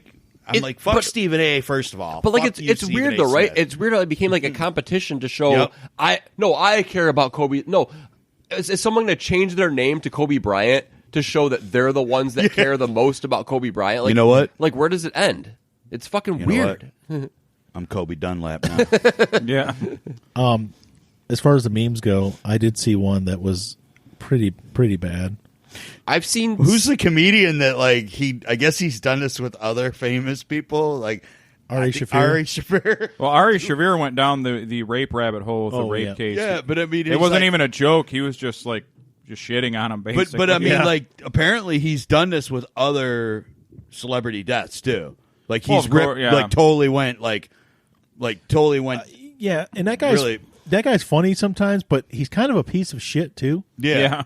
Like where he talked about how he actually, and I don't know if it's true if they're doing a bit, but where he date rape drugged Bert Kreischer as a joke. Yeah, when he put it against his will. Yeah, he didn't know about it. Rather, he drugged him. He gave him the date rape drug, and he drugged Bert Kreischer at his house with his wife and kids there. Dude, it's like, and he's like, I don't see what the problem with using a date rape drug. It's like, well, you could have. Yeah, you fucked him up, I mean, you know? Yeah, dude, like one of the first things he said when he's like, "Oh, Kobe's dead. 23 years too late." You know, I'm like, "Oh my god." What does this need though for everything to be so offensive, like it's so edgy? Like, is that what social media has made the world? Yeah, is just to like try to find how can I be so edgy and offensive right now? Like that dude might have just single-handedly ruined his whole career though. Because there are all these places that he's supposed to be doing gigs at, they're already canceling all his gigs. Dude, here's the thing that he does that a lot. This might be a very extreme take, but it's only extreme because it hasn't happened yet.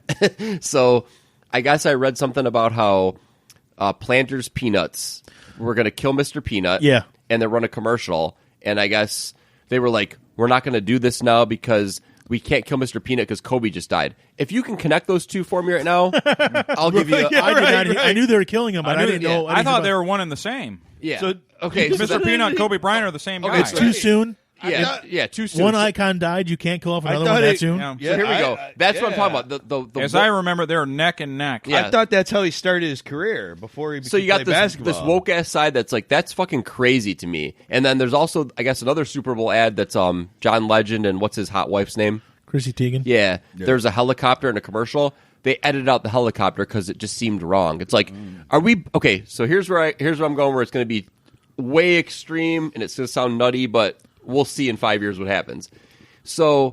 Our helicopter is going to be the new offensive thing, and then anything with helicopters, we need to ban helicopters. Yep. And then what's going to happen is it'll be like a race thing, and then the white supremacists will take the helicopter as the image of something ridiculous, and then if you have anything helicopters, you're a fucking racist. Well, there's already a saying. There is an anti-communist saying a lot. It's called free helicopter rides because Pinochet used to have communists chucked out of the. Oh yeah. So. Helicopters are already seen that way, so.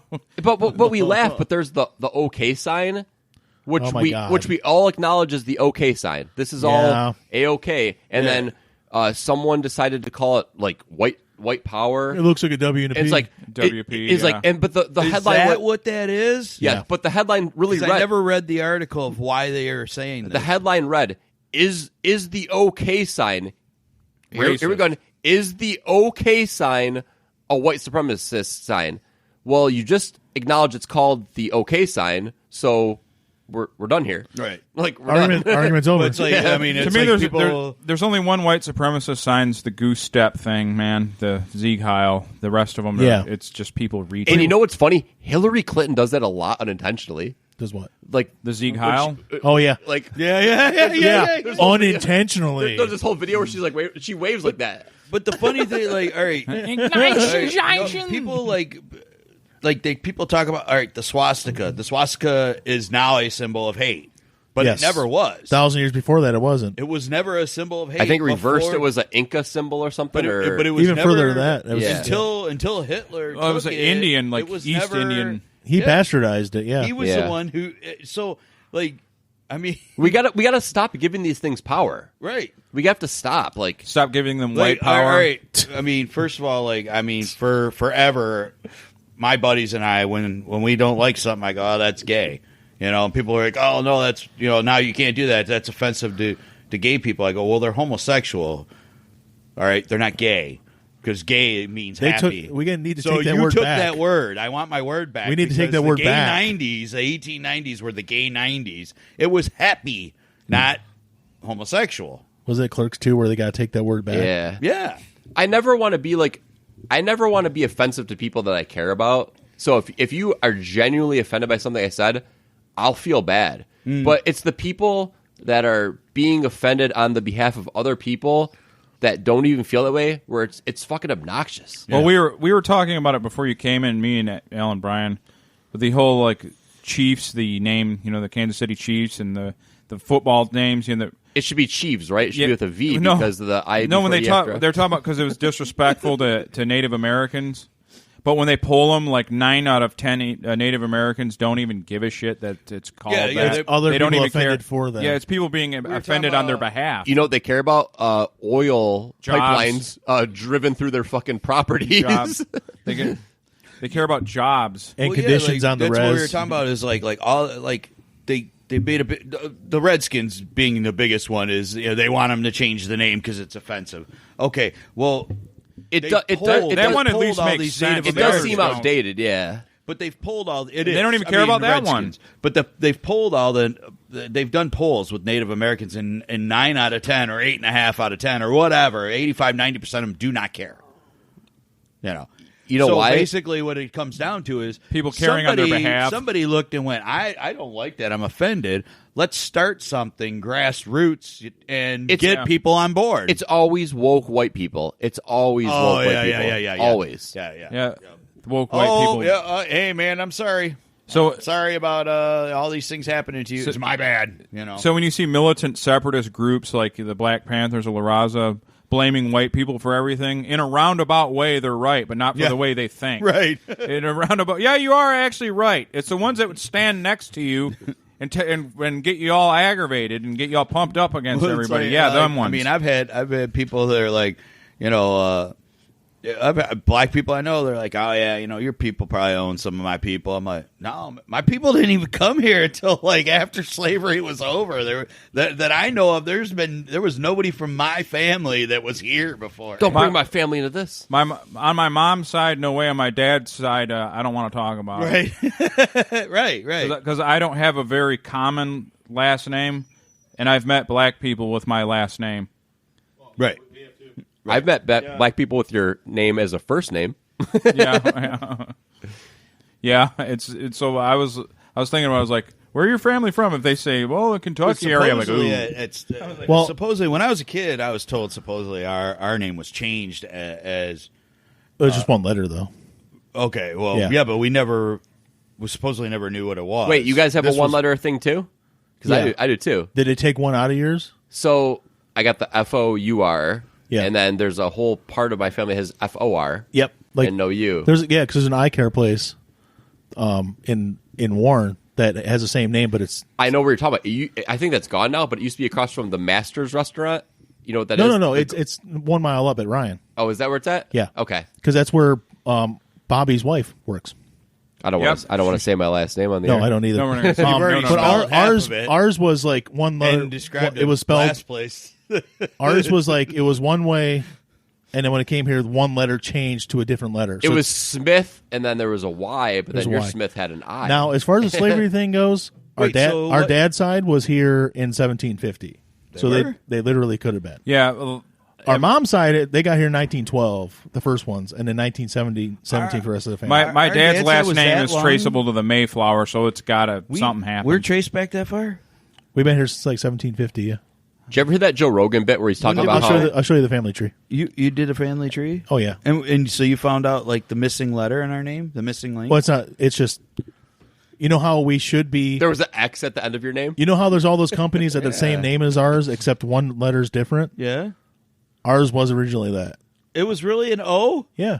Oh. Nah. I thought it was going to be some like awesome like Gaelic name or something. No, not at all. No, it's nothing cool at all. It's nothing cool. It was Gaelic, all right. Dude, I totally feel it's Gaelic. Got you. But I got a whole dude, thing. Dude, that's Gaelic. I'll show you it.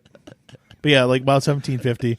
Damn. Yeah, I'm like- totally like feeling ripped But from off our now. moms, because we're related through our mom's family, there's still a castle standing with their last name. Well, and they're 100% Yeah, but European. we were like peasants or something, right? Like we Well, we didn't own actually, a castle. no. Well, we no, we came from royalty. Not royalty, but Damn it. lords. Well, that's a thing because We have lords. the Wait. The No, castle they- wasn't named after the family. The castle is named after the land it's on. Put it this way: I've seen some of our lands. I've seen some of our Of family on Scotland? Facebook, and they have money. Okay. Yeah, They I have want money. some of your money. Yeah, We want more money. and we're poor. yeah. we want some so of we that didn't- internet. So- Give me some of that internet money, buddy. buddy. Hey, guy. I ain't your So, buddy guy. but my dad, like I said, his the English part of it, they were pilgrims. They came over literally on the Mayflower that Yeah, night. they were Puritans, man. And then the other half of them is Native American. So for Yeah. even the white part of my dad's been here like 300 or 400 years. right. So it's Yep. it's And the name is derived usually from their occupation. So yeah. Justice. Well, and they can see on my fucking Facebook anyway. Yeah. either way, yeah. No, it's, Dispensing. it's funny, like when Joe Rogan was doing his podcast and he had Josh Homme on from Queens of the Stone Age, they were talking about how From it's like Eagles of Death Metal. drummer of Eagles of Death. Yeah. Yeah. But they're talking about how it's like our country, 1776, and then it's like we're not that like far removed from three people. So if every person lives 80, 90 years, Yeah. you're only talking like three people. Oh, yeah. From the first. I was thinking about that Like, earlier when it's I was fucking weird to think about like that. Yeah. You know I was what I'm thinking about saying? that earlier because I was watching National Treasure again today. No way. And because I wanted to fall asleep. And you've seen the movie, obviously. No. I've I have only seen not. it once when it first came out. The beginning, he's talking to his grandpa, but it's in 1974. And he's like, his grandpa's talking about how his grandpa was the one that Charles Carroll, the guy who signed the Declaration of Independence, confided in. So I'm thinking, I'm trying to figure out the timeline. I'm like, oh, yeah, so technically his grandpa was only 2 generations removed from the signing of the Declaration of Independence, basically. Yeah. Like Joe Rogan has a whole bit about that, and when you think about it, it like kind of hurts your brain a little bit. To I know think it's a about. movie, but that's what it's my best association for No, it makes perfect Well, sense. there's an old woman in Kentucky that I knew. Her name was Miss Kelly. She was not related to us, but she hung around my family. She was like 90 years old in like 1995. She knew slaves, like that people that were slaves at one point. Mm-hmm. She was telling us about where they lived, where they came after they got freed and all that. Like so I talked directly to a person that talked to slaves. Right. So yeah, I know it's strange when you think This about is a story. You heard of President John Tyler. Mm-hmm. This is from 2017, and they might still be. John Tyler, who was born in 1790, was president in 1841, has 2 grandkids still living. That's crazy. Grandkids, not great. Yeah. Grandkids. So he had, And they're 115 years old right now. so he had, they're like Mr. Burns. He had his 2 of his kids.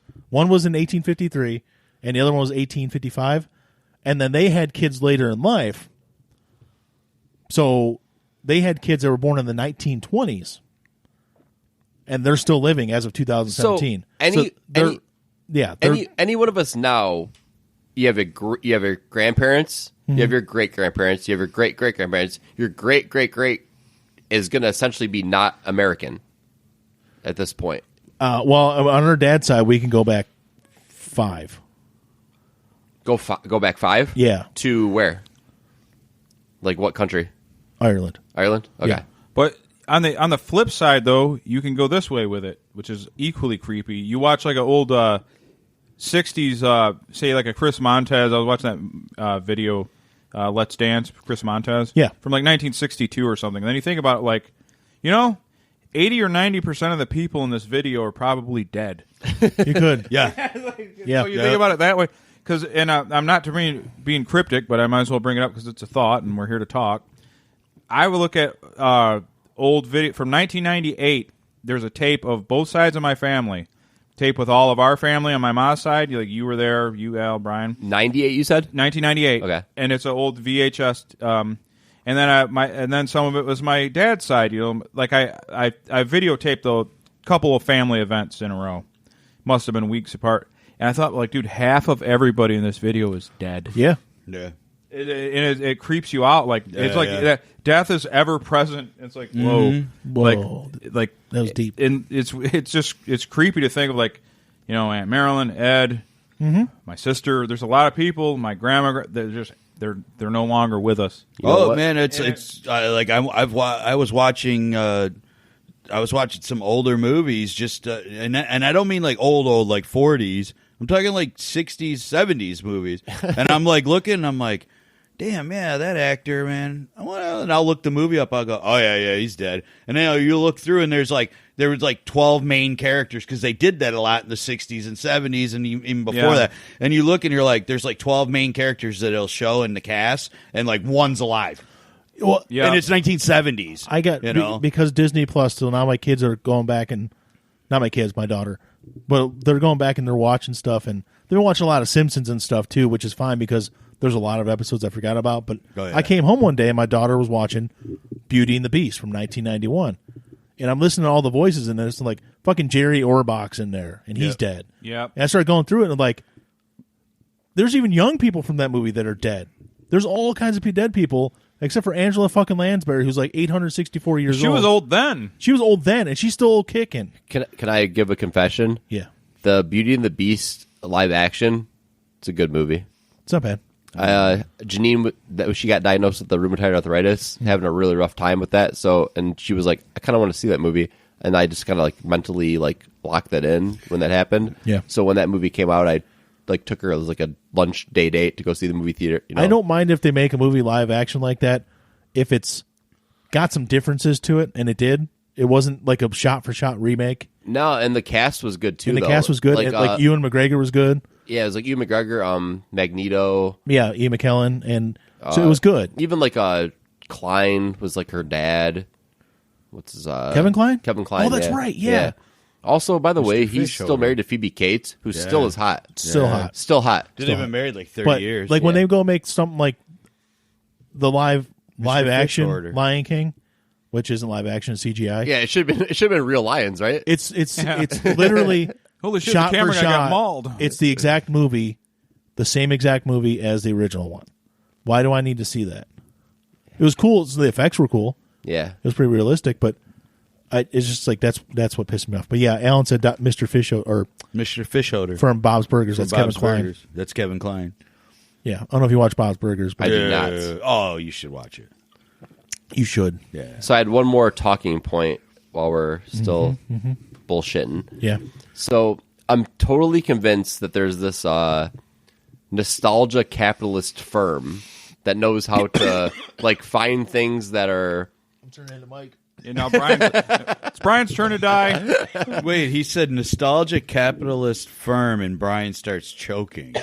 Yeah, He's part of it. He's part of it. he's part of the cabal. Oh, you should change the subject though. All right, so let me just start off by saying like the band Fall Out Boy. Yeah. At one point, they were like a big band. Oh, we talked about this. Yeah, and then they fucking broke up. Yeah, they said, basically in like 7 years we'll bring you back, and you're going to sell a fuck They ton fall out of fucking- favor. And they've never been bigger since they were away for that 5 or whatever it was And years. then what's happening now? My Chemical Romance. And all my friends went on to go buy tickets. And I didn't know this, but remember when you used to want to like go buy tickets to be like, tickets go on sale this date. Yeah. You could be like, okay, let me see what the ticket prices are going to be. Oh, they're going to be $38, and they go on sale in 2 weeks, and then you budget accordingly. Yeah. I guess for these My Chemical Romance tickets, there was no price listed. What happens is you were put into a virtual waiting room, and then they estimated the what'd you call it? The demand. Yeah. Based off of how many people were in the waiting room, my God. and then they set the prices accordingly. $300 main floor. And I don't wanna- My Chemical Romance, a band that at their peak was selling out only theaters. Yeah. Like, what the fuck? I know because Ed tried to get him and didn't get him. Ed, So yeah, I know. but Craig did. but I'm so convinced that Craig? there's this. Yeah, I didn't know he was a fan. He's not. He has a stepdaughter. Oh, who's a fan? Okay, so that actually follows up my second question. When this band was at their peak, yeah, rock is dead. That's they were filling theaters, and they would probably be able to do arenas, but have it half full. Yeah. So now there were definitely, it would be like having a second big act. Yes. Would fill so when I saw My Chemical Romance coming back, I'm like, okay, makes sense. They've been away for a while. If MCR and Fall Out Boy was together, they were going to fill the arena. Yeah, I knew it was coming back at some point. When I saw Little Caesar, I'm like, a Little Caesar Arena? You're gonna sell 20,000 tickets for this, dude? It broke the internet. Yep. I know this because my friends are fans of this, and when I heard about this, they did not show ticket prices. They literally fucking had a virtual waiting room, and then once they found out the demand for the show, then they set the prices for you to check out. How fucked up is that? That's evil. That's like Dr. Evil type shit. It is. I mean, and that's the first show of the tour. Like that's what you were saying too. You were saying like Fall Out Boy, never been bigger. My Chemical Romance, selling out arenas. I mean, to me, like, all right, when Guns N' Roses said we're getting back together and we're doing a tour, you knew it was going to be huge. But that was authentic. What I'm saying is, I think that's where I was going. When these bands had slumping album sales, they Fall Out Boy, My Chemical Romance, I think there's a company that's like advisors, like, go away. Yeah. Just go away for 5 years. Yeah. 7 years, whatever it is. Just go do something else. Comic books, whatever. Because the money will be in the return. Yeah. Well, you gotta wonder if it's some sort of like AI that they have that can tell them about how long to stay away. They know trends. You know how they know they can predict what you're going to buy like 3 moves before you buy it. Yeah, they can predict where you're going to buy. I wonder if they just know how to use the technology. Like, go away this long, it'll be worth this much. And like you said, that virtual waiting room, it's probably they use just tech and actuaries. Totally. It's all in the analytics. Well, yeah. I mean, like, all right. Well, for instance, like when Motley Crue did their retirement tour. Never playing again. We're pissing on the contract. Well, but then the movie comes out. So now there's this whole, and this is, and I believe that this part of this is true, that there's a whole new fan base that wants to see them. Yes. That's why they're doing it. But it wasn't like, here, go, your sales are bad, Can I say playing second fiddle to Def Leppard, though, as Motley Crue seems lame as fuck to me? It really does. I'd rather play smaller venues, so they're headlining if I'm Motley Crue. Yeah, because like they're even headlining. When they did so wasn't Def Leppard though more commercially viable? They made more, sold more. I think they have technically sold more albums, but I thought they don't have the legendary. Motley Crue is the more iconic band. I think so. Of the like when they did the retirement tour, they brought Alice Cooper. They did essentially 2 main acts. Yeah, it was awesome because I'd never seen Alice Cooper. And I'm not a huge fan, but he did like he didn't do any of the really bad 80s stuff. Tommy Lee and Nikki Sixx always want to have like they're always like want to have whatever's current like with them. Yeah. If they could find a way to have Korn play with Motley Crue, they would. Mm-hmm. But like Vince Neil's the one that's just like, no, we got to do the Def Leppard thing or Warrant or Slaughter. It's like he's so stuck. Yeah. In that fucking time frame where he's like stuck from when they were Tommy Lee's like, we can do this and do it with an audience that's like fresh, like well. See, the thing is that Vince Neil couldn't handle his ego, couldn't handle that. Having somebody more relevant, and more current, or blowing him off stage, Yeah. Which is any literally anybody right now. And then basically, fat, I don't know. But on top of, but you know what though, Alice Cooper, 70-year-old Alice Cooper that I saw, or 60-something years old, blew him off stage. His show was so, like, I was with Rachel at the time. I took her to the show. She didn't know really any Alice Cooper music. What she did know, she didn't like. She's not a fan. She just wanted to see Motley Crue. And she wasn't even a fan of them growing up. She just became one later. I took her to see the show. She was like, all she could talk about, Alice Cooper and the stage show. And how great he sounded, and then the hot guitarist that we both wanted to take home with us. Chick guitarist. Yeah. But even with the Motley Crue thing, that was just something that was more, I hate using the word, but it was more organic. They knew it was probably time to hang it up, even though they didn't stick with it. Yeah. Whereas what you're talking about is completely manufactured. Oh, yeah, absolutely. I think all these, like let's just say it's a lame word, but emo bands like the Fall Out Boys, the My Chemical Romances. I think there's a point where they see the album sales slump, and there's this like. What's that? JD Power and Associates that like advise the banks. Like I think there's a company like that comes along and is like, hey, we got you. We agree. We know how to make money off this. You guys are not doing as hot as you were 3 years ago. Go away for 5 years. We're gonna reconnect. We're gonna get you out there with this like promo video. We're gonna do the grassroots thing with like the streets, and then we're gonna fucking come back and you guys are gonna do arenas. And they're like, arenas? We've never done theaters. Believe me, arenas. They had him do that one show to just up the demand. And then all the fans that are, I mean, I'm a little bit younger than you guys, so like all the fans like that are my age from then have kids. Some of these people introduce their music to their kids. I have no doubt there's My Chemical Romance fans that are 6 years old, 10 years old, 15 years old. Yeah. Oh, This is it. It is. You're absolutely right. When I saw Little Caesars Arena, I was like, no way. And then when I saw the buzz online, I'm like, fuck, they're gonna fucking sell this out. Yep, and they did. Well, there was remember the what was that show, man, on VH1, Making the Band, where they would get like, but they've done like stuff like this in the past with other bands that were like kind of popular, but it was never as big of a thing, where never as contrived either. Yeah, right. Yeah.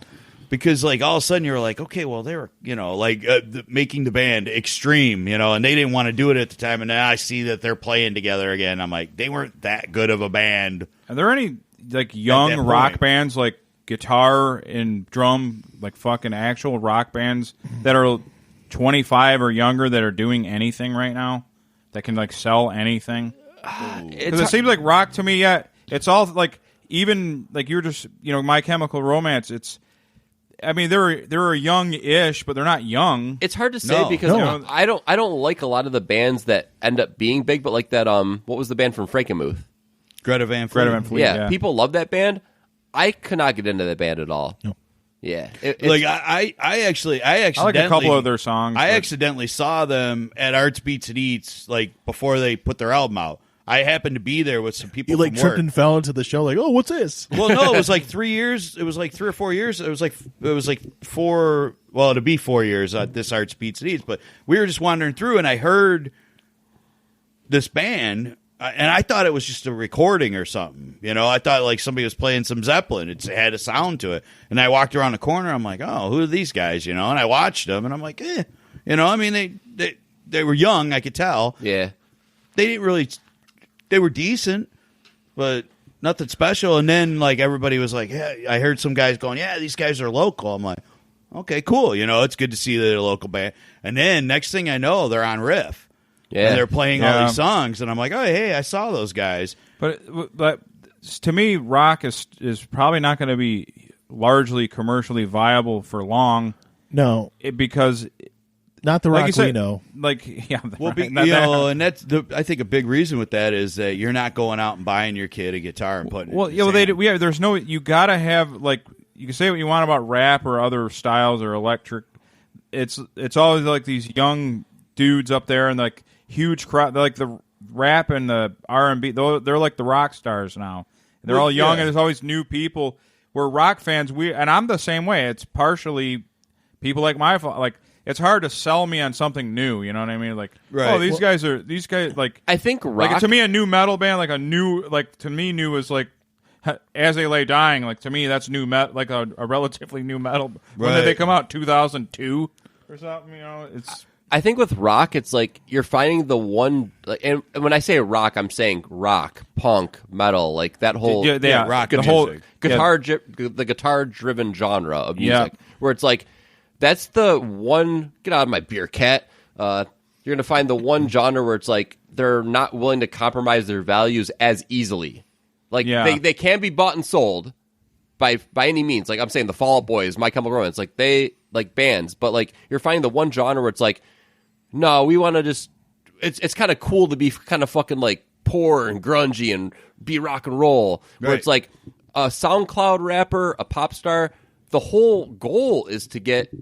It's not about it's not about writing the great song. And it's not to say there's not good pop songs. There's not to say there's not good rap songs. And you mentioned genres like punk and metal, where trying to get huge is looked down upon. Like if that's what you set out to do, people will dislike you right away.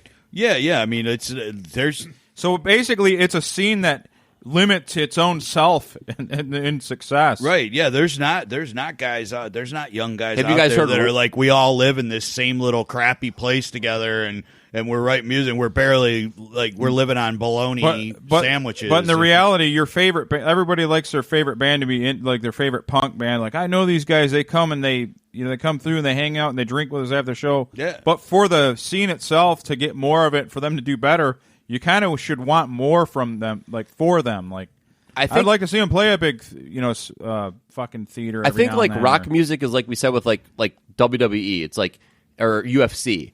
It has a fucking ceiling, and if you want to have all your integrity and everything that is cool about that, you have to keep your integrity until a point where it's like now we have to bring in celebrities or do goofy ass shit to get to that next level of like stardom. Yeah. Next thing you know, Gronk's dancing for you guys. The difference now is between us coming up and this new generation of kids coming up is these kids have grown up knowing that you can get big by going on a show. Like American Idol ruined everything. Oh yeah. Absolutely. American Idol ruined everything because all of a sudden you could get big overnight pretty easily. Because a lot, I mean, you had to beat a few thousand people, but it's only a few thousand people. It's not a few million people. My friend is annoyed that his son watches people play with toys on YouTube. And I totally get that. Yeah. That's we talked about that Ryan Kaji kid. That's obnoxious. He makes $28 million a year. He's 11. All he does is unbox shit and some other stuff. But American Idol ruined the generation younger than us because they knew that they could do something if they're good at it, if they could capitalize on it and win auditions, basically. That all they're doing is auditioning every single week with a different song, that they could get big instantly. Mm-hmm. Yeah.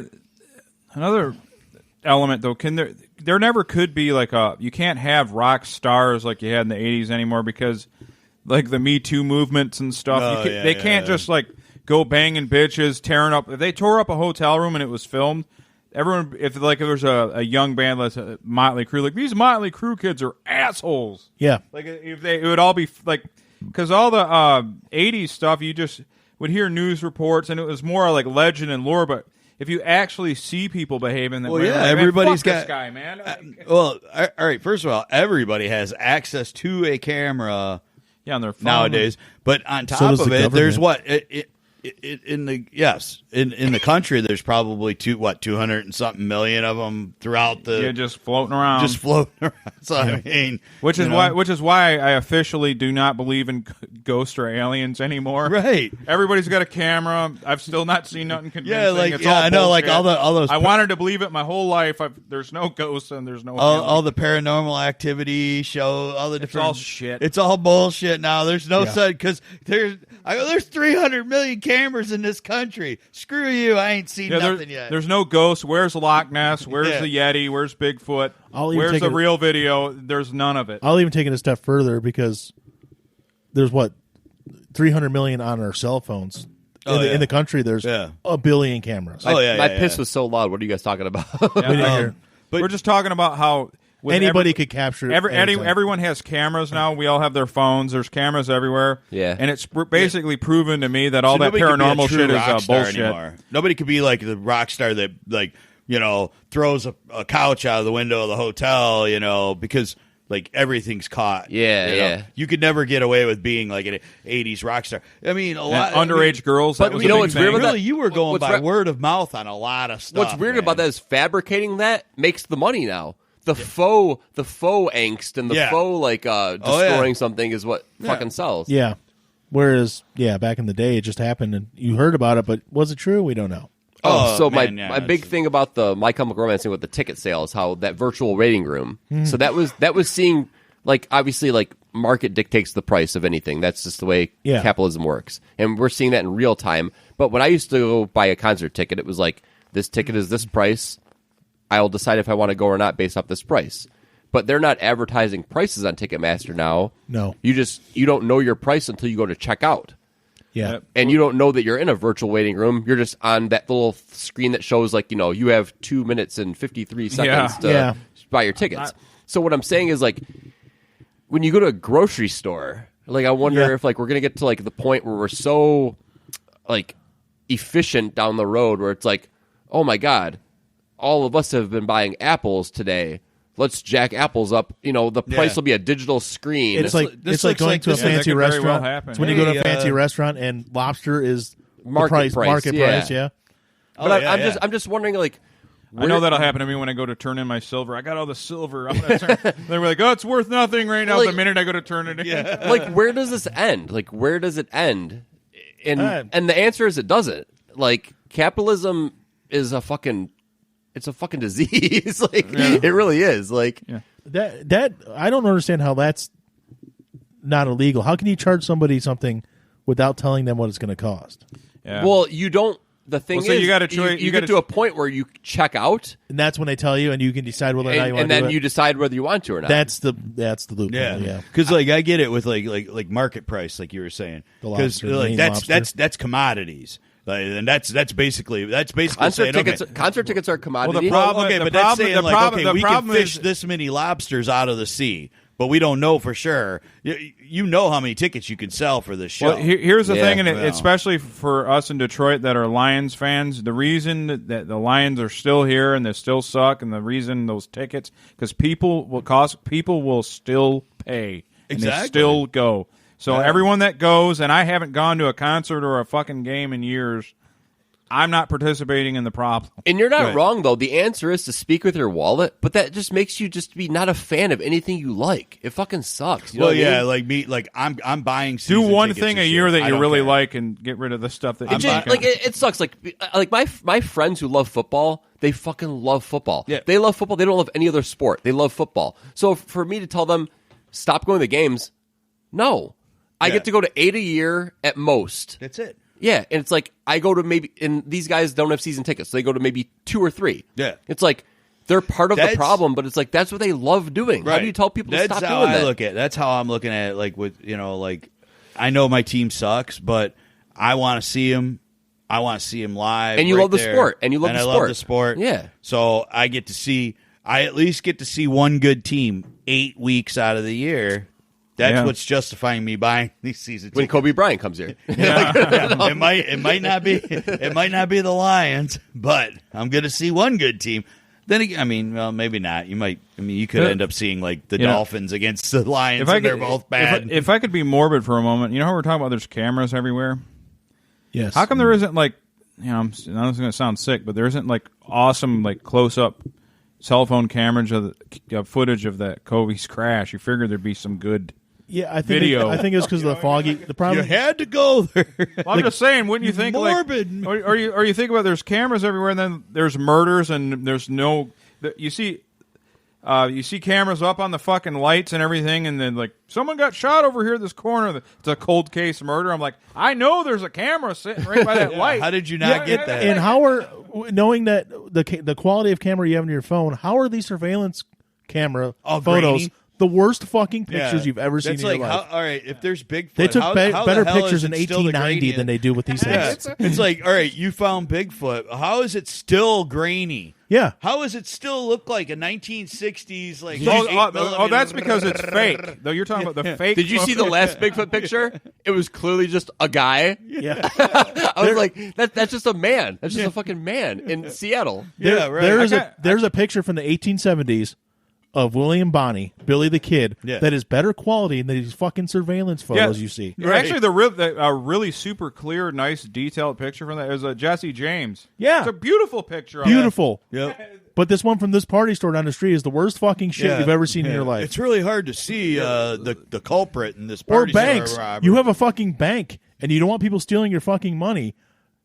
How are your cameras such shit? Well, all right. I'm not doing my camera on this because I can't take it's only somewhat grainy. That's only 720p. Ew, 720. Yeah, like why are we even bothering? Like we're talking about this right now, but like today, I was out with Neil. We stopped at Kroger.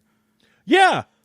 Right at the self checkout, recording in progress, and it is perfectly visible. It's the best. So how it's does like your 4K. bank? How does your bank have like? Oh, it's really hard to see the the culprits here in this bank heist / murder. Oh, I want to talk about that since you're talking about crime. I got summoned for jury duty. Oh, good luck. But I don't even county. No, I'm going right up here. Oh, you're lucky. Oh, nice. I lucked out. I go up right up here Friday. It's probably going to be, and they asked, I wasn't going to say.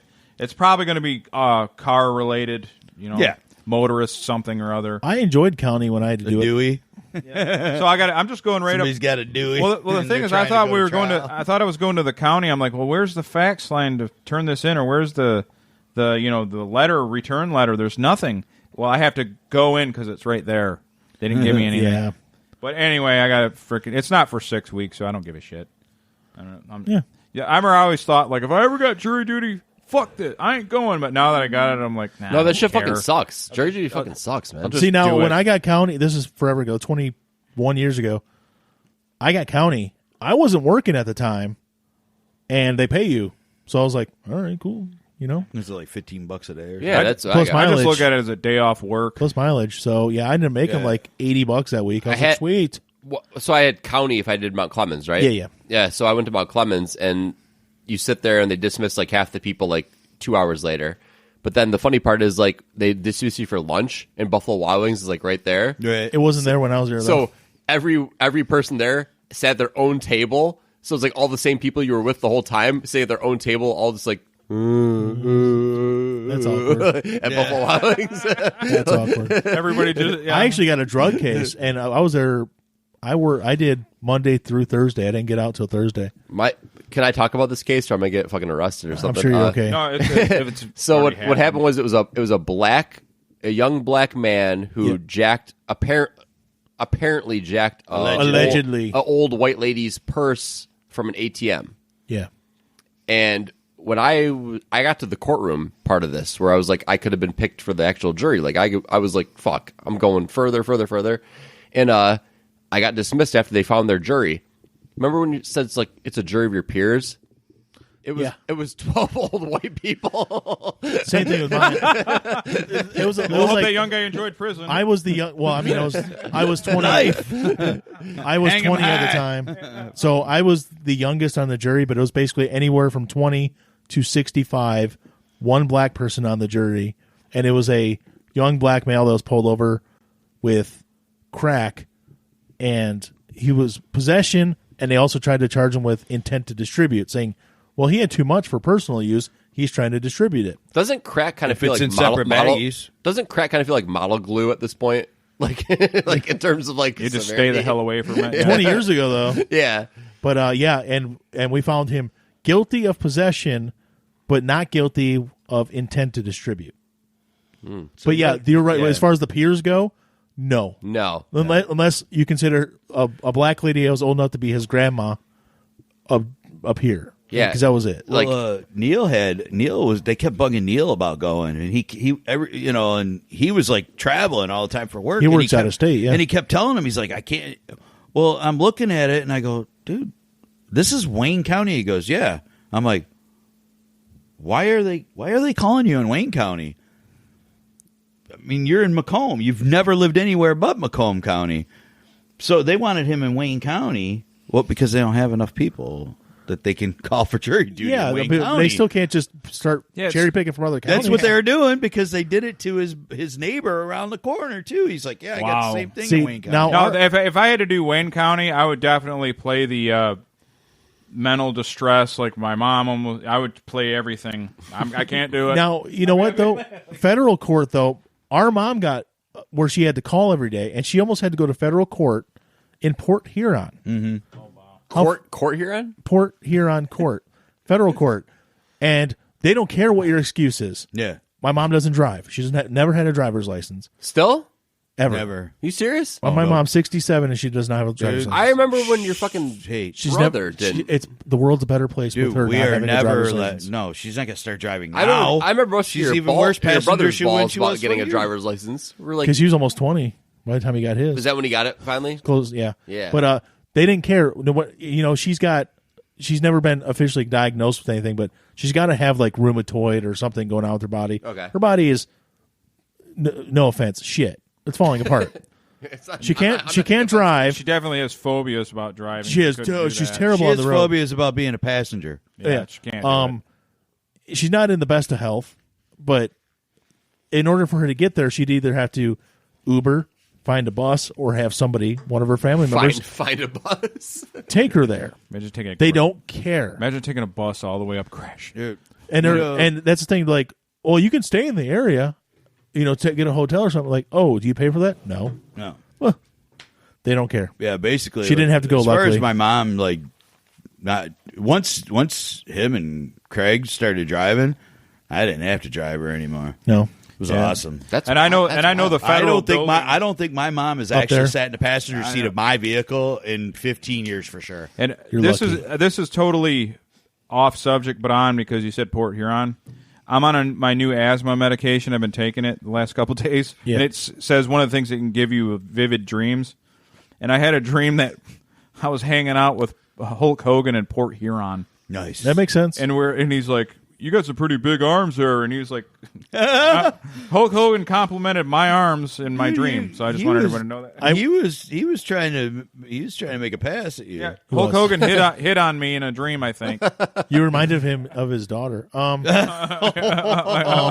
But I worked with the lady years ago, and I'm still in contact with her on Facebook and stuff. She just retired, but her dad used to refer to it.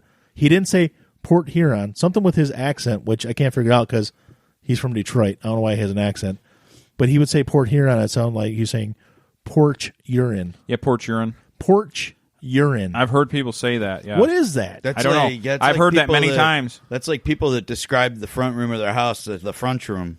French room. I'm like, what's with the CH? I used to do a tubing trip Or from wash. Port Huron, like a float down. Yeah. Yeah. That would go from like the lighthouse that's on the beach there Yep. to Marysville. Mm-hmm. It's fucking Yeah. awesome. Still very popular. It would draw like thousands of people, but like people would veer off into the Canadian side, and then the Canadian They snipe Coast you on Guard that, would yeah. like come over, just kind of like push you over with their jet skis. Oh yeah. Yeah, it was fun though. Drinking allowed? We did. I don't know. Tubing there is safe. Isn't that fucking channel like super undertow death if you fall Well, out? they do that thing every year. I don't know. They do that thing down Lake St. Clair, like from like Port Huron, right by Blue Water Bridge. Yeah, that's what he's talking about. Yeah. They that's- do it every year. And No, I mean, people end up drunk and on the other side, and they're like, "You better have your freaking ID on you." Oh, they really cracked down. Yeah, there was people that like, oh, I lost it. Lost the Ziploc bag. Well, I ID. remember before 9/11, I knew people that got on jet skis and would leave like the 9 Mile Pier area or the 8 Mile. And one guy, he said it was actually direct shot from 8 Mile. Go to the other side of Lake St. Clair on a jet ski and go to a bar, drink, come back. Yep. Times have changed, but they would go to a bar right on the lake on the Canadian side. It's all Kyle's fault. Yeah. Kyle caused 9/11. Well, he did, yeah. Sorry. Oh, So- you did. You've been Yeah. watching. I've been new watching, episodes. yeah. You've been watching new episodes. I've been Going to watching- Canada used to You've been be watching new awesome. episodes there 10 years. I've been watching 12-year-old episodes of South Park, so I'm good. We lucked out because we were like, even you, Al, who you're a little older, all of it, basically, 9/11 happened like after we were already like fucking. We lucked out. 9/11 happened. That's all Well, I Jay, heard. you were what, we lucked 19? out. Well, could you were ima- 19 Could you when imagine? 9/11? Could you imagine like trying to go there, like Yeah. being a 19-year-old now? It'd be a hassle and a half. Oh yeah, and well, like It'd be me horrible. personally, I can't go there now yeah. because the Canada has this law. Like if you're a habitual drunk driver, they don't let you in. It doesn't have to be habitual. I know friends that have had one DUI and they couldn't get over there for 5 years. Oh really? Yeah. Oh Yeah. okay. Yeah. Because Maybe if you go back and say, only "Hey, I'm an people, illegal alien. I want to abuse there's your been welfare 3 people system," I knew to let that you in. basically couldn't get in, and they all had multiples. So that's why I just You don't want to assumed go that's there what it anyways. was. Windsor sucks now.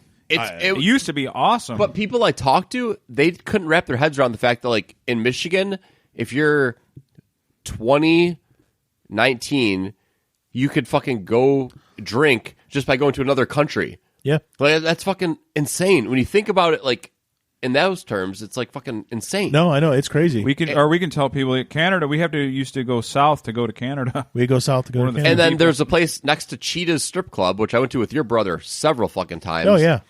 Slices Pizza. He's the best. It was the best pizza. Yeah. Yeah. Yeah. I was reading an God, I article the forgot other day about about Windsor and how it's basically the rectum of Canada now. Is it dead now? It's not just that.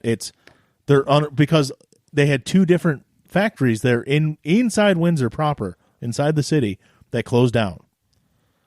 They lost all their tourism. Their unemployment rate in the city of Windsor is 30%. Jesus, God Almighty! It's gotten so bad since the times we used to go. Nothing is there anymore. Like a lot of the bars, the strip clubs are still there. They're trying to, they're robbing you on the street. They're like, hey, do you think you could give me your wallet? You don't have any money? All right, can you? There's people. Somebody who does? There's people that live there that would rather go and do their stuff in Detroit than there. You know what's funny is like 3 years ago, they'd rather come to Detroit than stay. We went to Windsor. the Spitfires arena, like it's a WFCU Or arena. the OHL or something. No, it's like the Spitfires, but like their arena, it's like the hockey arena, like mid-size level. Yeah, we saw Arcade Fire there. We had tickets to go see them there, and I forgot about the fact that when you go over the border, your phone doesn't work anymore. Yeah, because you're international. Yeah, we're international. Sometimes if you're standing on the Riverwalk, you get that. No, really? When I go to Algonac, like where Craig got married. Algonac, I lose cell phone there in Marine City sometimes. Yeah, because Craig got married at the War Memorial. Yep, when Craig got married at the War Memorial, man, my phone didn't work. Really? Yep. So we're like, we'll figure it out. So Jeannie and I get over there, and we're like, yeah, we'll get to the concert. I had to stop at a local bar, like a local dive bar, and when we got there, they're like, oh, y'all from the States, eh? Keep in mind, I'm 10 minutes into fucking Windsor. Yeah. And it was like so fucking Canadian. Yep. Yeah. It's fucking wild. It's literally across it's the a river. whole other country. Completely different culture and everything, and it's just right there. They're like right there. You're looking at it when you're in Detroit. It's this whole other country. So there's times when if you're standing on the Riverwalk behind the Red Sun, it'll act like you're or on Belle Isle. Yeah. Yeah, that happens a lot. I did a really nice thing for my parents for their birthday this last year. Is like I did like their birthdays are like 4 days apart. Yeah. So I did the Detroit Princess. Oh yeah. Fucking You awesome. ever heard of that, Mike? Detroit Princess?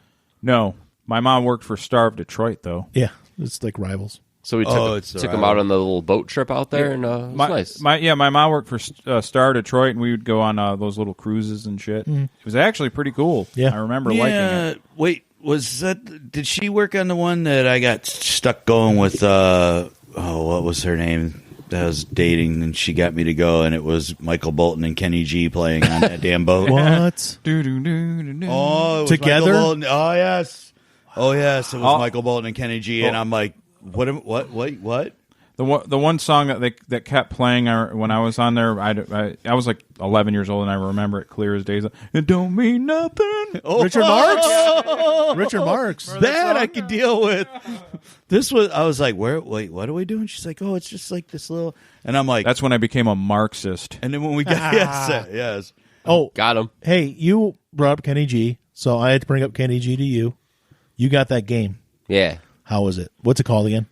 I can't remember the name of it, but it's definitely just like it's just hokey. It's a Kenny G game. Yeah, it's a Kenny G board game where you like kind of like the cards tell you things to do, but it's not important to the game. So it's just Kenny G in name. They use like the bad movie Kenny G vibe that we're talking about to go make a game off of it. It's That's like, not, like it, not what I so thought it it's was not gonna be. like, okay, this is things that Kenny G would do. So go, to do. No, you don't have to be a Kenny G aficionado to play it. No, not at all. Okay, so but I want to ask you a quick question Trivial too. Pursuit. Yeah. So we're talking about going to see Fast and the Furious and Yeah. how it's like how we're going to see something that we're ironically wanting to see to enjoy. Yep. Would it be the same as how we went to go see the Rick Springfield? Rick Springfield? Yes. Dude, fuck Yeah. Yeah. So it's very similar to that, right? Yeah. Because there was people there that were literally there to enjoy that night. The people we were sitting by, the ladies. that Rick was sisters, man. And they were looking back like, No, they're called the Rick. They go, what are you guys doing here? They're not called the Ricksters. They're the Rick sisters. Yeah, it's a there's a whole whole group of them. I used to know. I know a woman out in Rick Utah. had abs too. I know a woman out in Utah, Buffy, that would go around the country, and she had Did she friends slay all over vampires? the So country. she was doing the jam band thing, except it was Rick. Yep. And she loved him. She met him in person, like it was an insane amount of times. It was like almost a dozen times. I'm like, so you talk to him? She's like, not really. Every time I meet him and take pictures with him, I can't speak. I'm like, wow. all these times and you still can't speak? But like Wow. she knows people all over the country. even outside of the country, she's like met with people and they're like, hey, come here, come to this country and see him. And she's like, I really can't afford it. Oh, don't worry, I got a rich husband, and paid for her to go to other countries and hang out with him. Did she go see him when he played Rock in Rio? No, I have no idea. She was was down in South America. She went somewhere in South America and saw him. That's the big. Those are actual fans, and the ladies we met there are actual fans. Whereas if we didn't have the free vouchers and it wasn't ironic, we wouldn't have been there. No. That was like, me and Craig were trying to go. Richard Marx was playing somewhere in Utah. I would go see Richard Marx. We were trying to find T-shirt. We were trying to find Richard Marx is a different ball game. Yeah, we were trying to find I would go t-shirts and enjoy it. We were trying to find the T-shirts. We were going to cut the sleeves off. Where does irony meet genuine, though? That's what I'm trying to figure out, though. Like, where does that? I don't know. Like, because we're talking about like bad movies. Jay, this is not a philosophical show here. No, it can be though, right? Yeah, we can wax philosophical. Like we're talking about like bad movies. Like, there's an art to being a bad movie that people want to watch, like you and I. That also has a genuine, like, some of these movies, I can't imagine having a genuine audience. Like, what was Samurai Cop's genuine audience? No, I don't know if that was a genuine. It was. I don't know what they were trying to do with that. The first one was okay. The second one, take it a step further. There was people that worked on that, like the key grip people that are like fucking happy, like, I'm making a movie. It was their like stress. They're 12 to 14 hours a day working on Samurai Cop, getting everybody. You do have to think about that, though. You're right. Like, there's a point where it's like there's people that are passionate making it. 150 people thought this was a good idea. Well, I would be surprised. Well, going back to, like, I'd be surprised if they had 150 people. So can you imagine? I'm a fan of Rick Springfield. Like, I listen to his music. I'm not a huge fan where I'm paying for a ticket, but if somebody's got a free ticket, I'm going. Girl's a good song. Like, it is actually a good song. But my friend went and saw Air Supply. To be funny. Yeah. I don't know if he went there to be funny, to like he thought it was funny, or he's enjoying it, or to let people on Facebook know he went and saw Air Supply. Well, if we're all about being that goes back to the meme thing where you're trying to be more edgy. Well, if we're being philosophical and then revealing the man behind the curtain, I think anything you go to, you actually like somewhere in your soul. Because why would you wouldn't even do that? And we talked about this like before. How Troll 2 was a bad movie. But it's bad, but I like it. Yeah. if there was an Alamo Draft House here, so bad it's good. I actually like Troll. All right. Like, so I believe that like sometimes we make ourselves suffer, or people like to live making themselves suffer. But I'm not going to watch something or listen to something that I completely fucking hate all the time just to make myself suffer. No. But that's why I'm so thrown off by fucking equilibrium now is with the Fast and the Furious, because I was like, fuck these movies. I'm that way. And when I saw this trailer, I was like, I want to see this so fucking bad now. So I'm not the type. I'm gonna.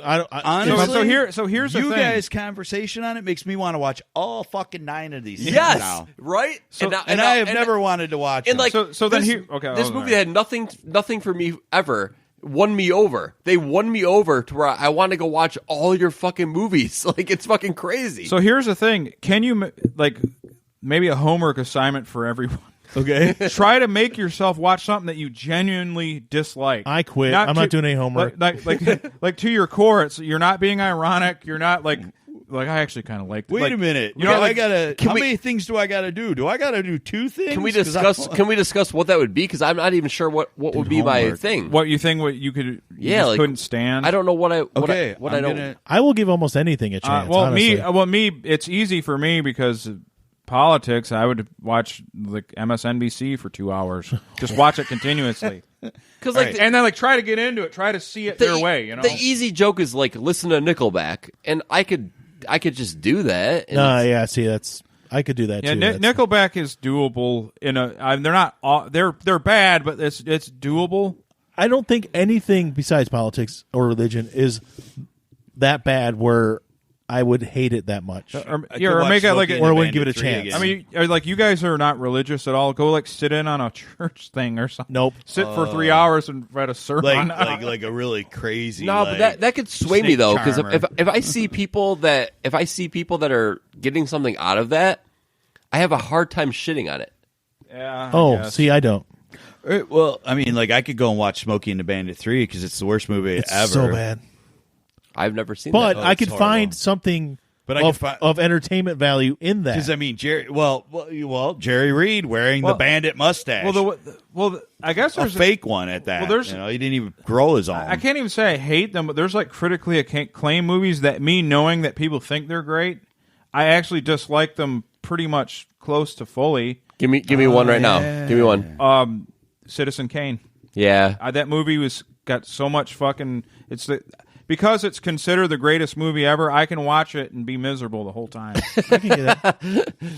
Yeah, because it's considered the greatest movie, and in my opinion, it's an okay movie. Right. I feel the exact same way. I'm with you 100%. But now, It's a Wonderful Life was considered one of the greatest. I'll watch the shit out of that and love it. I love that movie.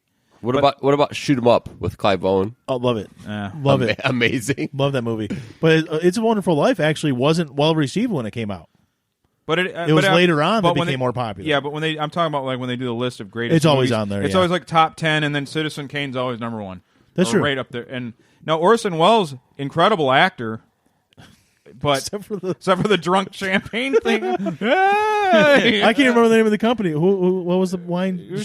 Selling champagne or something? No. It was an actual. What was the name of the company? Oh, it was a real. We just watched it 4 times the other day, Mike. Yeah. What was the name of the company? I don't so know. it was a real like champagne. Oh. You know what movie is Wait, actually... we gotta watch this now. We will. You know what movie is fucking weird? Is like it's highly critically acclaimed, but I've watched it the last couple times. I've been bored out of my mind. Is Shawshank Redemption? Yeah. Like I like that movie. I always liked that, and it's definitely critically acclaimed. It was on TBS every day for 17 years. Yeah, and then the last couple times I watched it, I'm like, this is kind of not exciting anymore. No, it's not one that there's. I've seen it twice, and I liked it both times. Oh, you only seen it twice? Yeah, I've probably seen it like 15 times. I watched it because I had read the story, and I saw the movie after it came out on VHS. You read the book before? Yeah. Oh, really? Oh, yeah, because it's the book has Stand By Me and one other F pupil in it. I got one more. Okay, keep going then. But I watched it then. Maybe I've seen it 3 times. I probably saw it a few years after that, and I watched it again last year. So maybe I'm not burnt out on it like you guys might be. I still think it's a really great movie. Have you watched The Outsider on HBO? No. Yeah. It's fucking really good. Yeah, I'm going to watch it. Yeah. Bateman, right? Yep. Yeah, I'm a Bateman fan. Me too. Yeah. It's really good, but it's doing a lot of twists and turns. We're only 4 episodes in. You should bring back It's Your Move. When I saw that one, I'm like, ooh, what? I saw the trailer for it like months ago, and I was like, ooh. But I feel weird because like I'm watching it, and it has a very it's very grounded in reality right now. Mm-hmm. Like everything that's happening could really happen in real life, and I'm just waiting for it to get stupid so I can get annoyed. Because it's Stephen King, so at some point it's probably gonna get supernatural. Yeah, and I'm gonna get fucking irritated because it's gonna be the hokey way of explaining some nonsense. And Stephen King, I haven't read any of the new stuff. I've probably read a Stephen King book in 15 years, maybe more. His problem was always endings.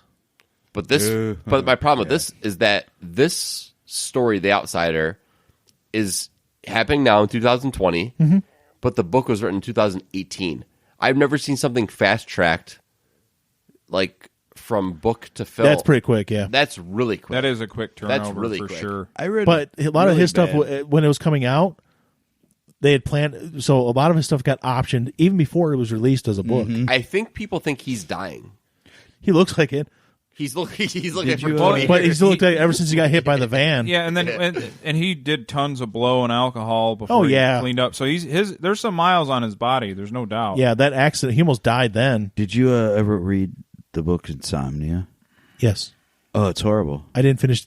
I couldn't. Once I got to a certain point, I'm like, I can't do anymore. I can't believe I finished it. Is that the movie with Pacino and... No, not at all? No, not based on it at all. No, the whole book just goes on and on and on and on and on and on and on. Christopher Nolan movie. And it just, like, at the end, there's no ending. Yep.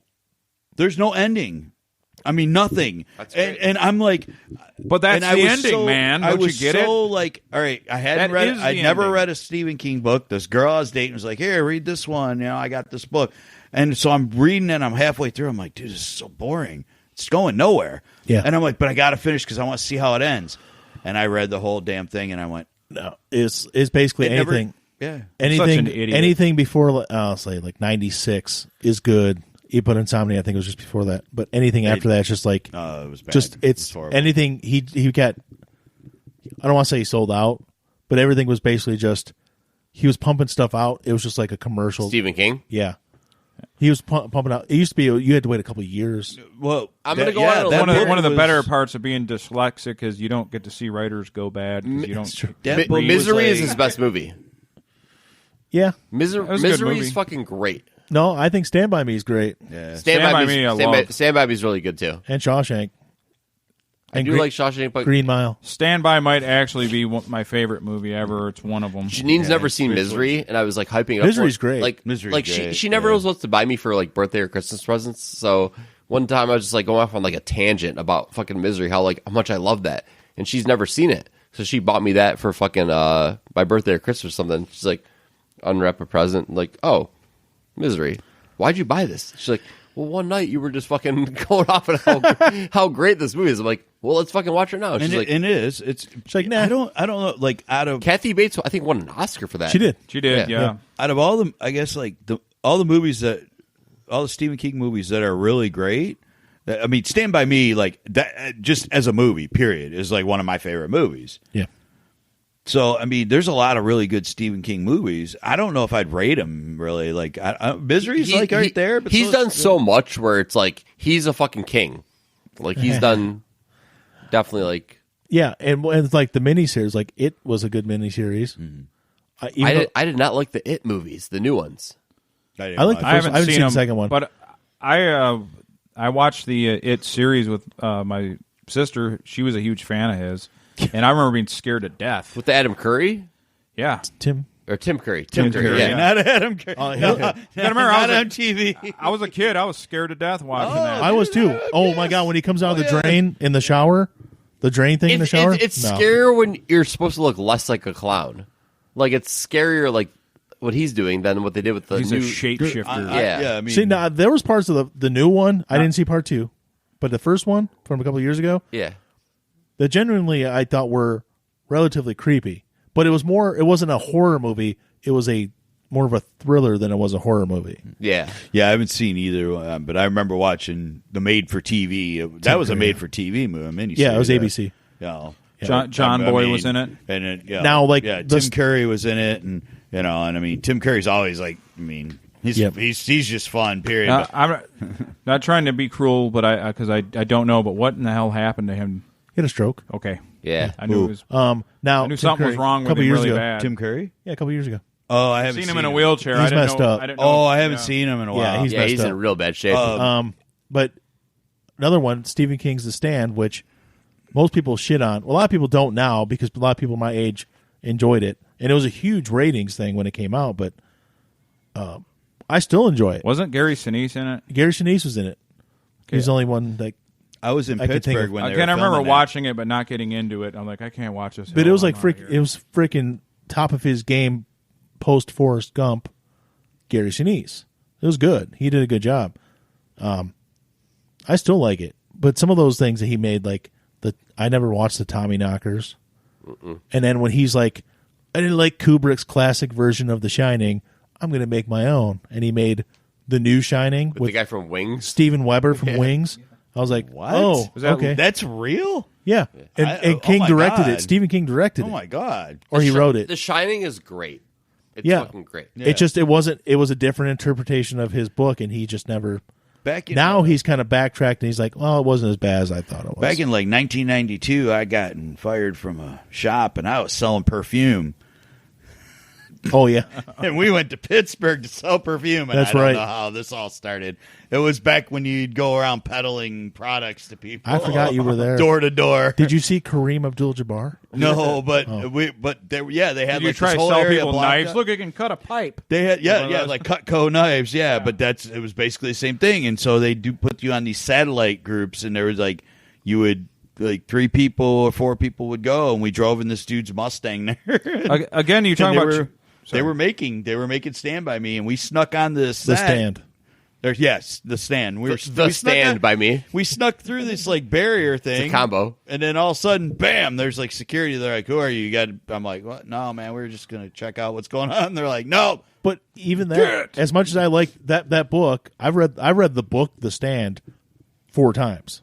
Oh, really? Or since I read when I was 12. That's a big book too, and I read it 3 times since then. I don't know if you should be. I should want to read it now with the coronavirus coming out. Even that ending of that book, which was one of my favorites, it was still kind of a weak ending. And then they made the miniseries, and the ending of it was like worse. And it's like, why'd they do this? But it's just he's really bad with endings, and it's just his stuff became like. We should hire somebody to write endings. No, for him. Sleepwalkers. I brought it up earlier with Ron Perlman dying. Yeah. It was terrible, but I remember liking it when I was young, and then I tried to watch it as I don't hate any of them. a grown person. Don't I'm get like, me wrong. this is not good. Ron Perlman dying, like what? Real life? In In the the- movie. He really died. He died and Because we came were back. talking about him No, earlier. Like he all of a sudden I was just- talking No. about how he gets his hand broke or something, and then he does and his teeth are like a baboon's. Yeah, They right, open up, they're about to- It's not that any of the stuff, none of it's great, but it's still. I can find the silver lining in almost anything I watch. I don't care what it is. There's something. If I'm watching it, there's a reason I'm watching it. Watch Evil Genius. Finish it, please. I need someone to talk to us Sleepwalkers. about. I like that movie. That was like, but they were like cat people. Or Yeah. something, Yeah, they were right? cat- Pizza it was- Men exploding. Him Fucking and his great. mom. His mom I was did kinda see hot. the video of the him mom was exploding. hot. The girl was sick hot. Yeah. The mom was hot. The mom was the Borg queen from Star Trek. Okay, but mom was hot. something. In that I movie. wanted her. Mom was hot in that movie, First and Contact? the Remember, I was girl was 17. sick hot. Yes. I don't remember the girl. If we're gonna talk, And- talk And about then moms, the one guy fucked his mom because they were cat people. Yeah, I they don't were know what cat the hell people, was and going on. apparently that's how. I cat totally people forgot do. the fucking bitch ass GM in Major League. That lady, Yeah. is the mom in fucking Little Monsters. Yeah, she is. Yeah, Totally forgot about that. she's hot. Back too. to Major League again. The best sports movie. Yes, it is. Yeah, 6 degrees. What of we say? Major League, It was man. that Sandlot and Days of Thunder. Yep. Yep. Yes. Yep. We got some flack from that.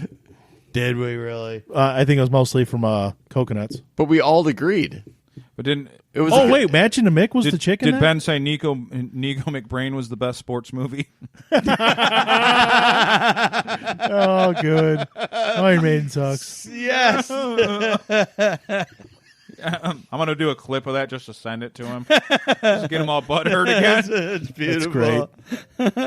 Oh, that's good stuff. Yeah. But yeah, that I don't know. I don't read, so when if it's not a movie, I don't know anything about Stephen King. I remember, and I know you've probably read stuff since then, but I remember one of the things you read that you liked a lot, and you read it a couple times, I believe, was the Ty Cobb autobiography. Wasn't it you that read that a couple times? No, No. no, Really? not at all. No, I read Joe Lewis. no, I thought you read the Ty Cobb one that one guy wrote. I can't. The guy that the movie is based on.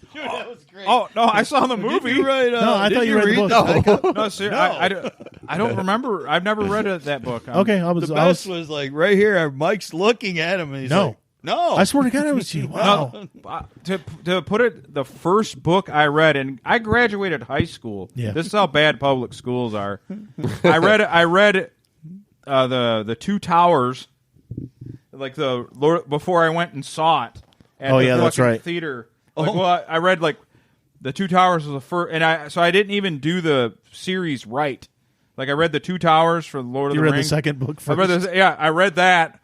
Went and saw the movie. After I saw the movie, like I want to read this goddamn book. And then I went and read that book, and then I was, it's a whole series. I knew all that, but I was like, okay, I went back, but I wanted to be like find out what was different or whatever.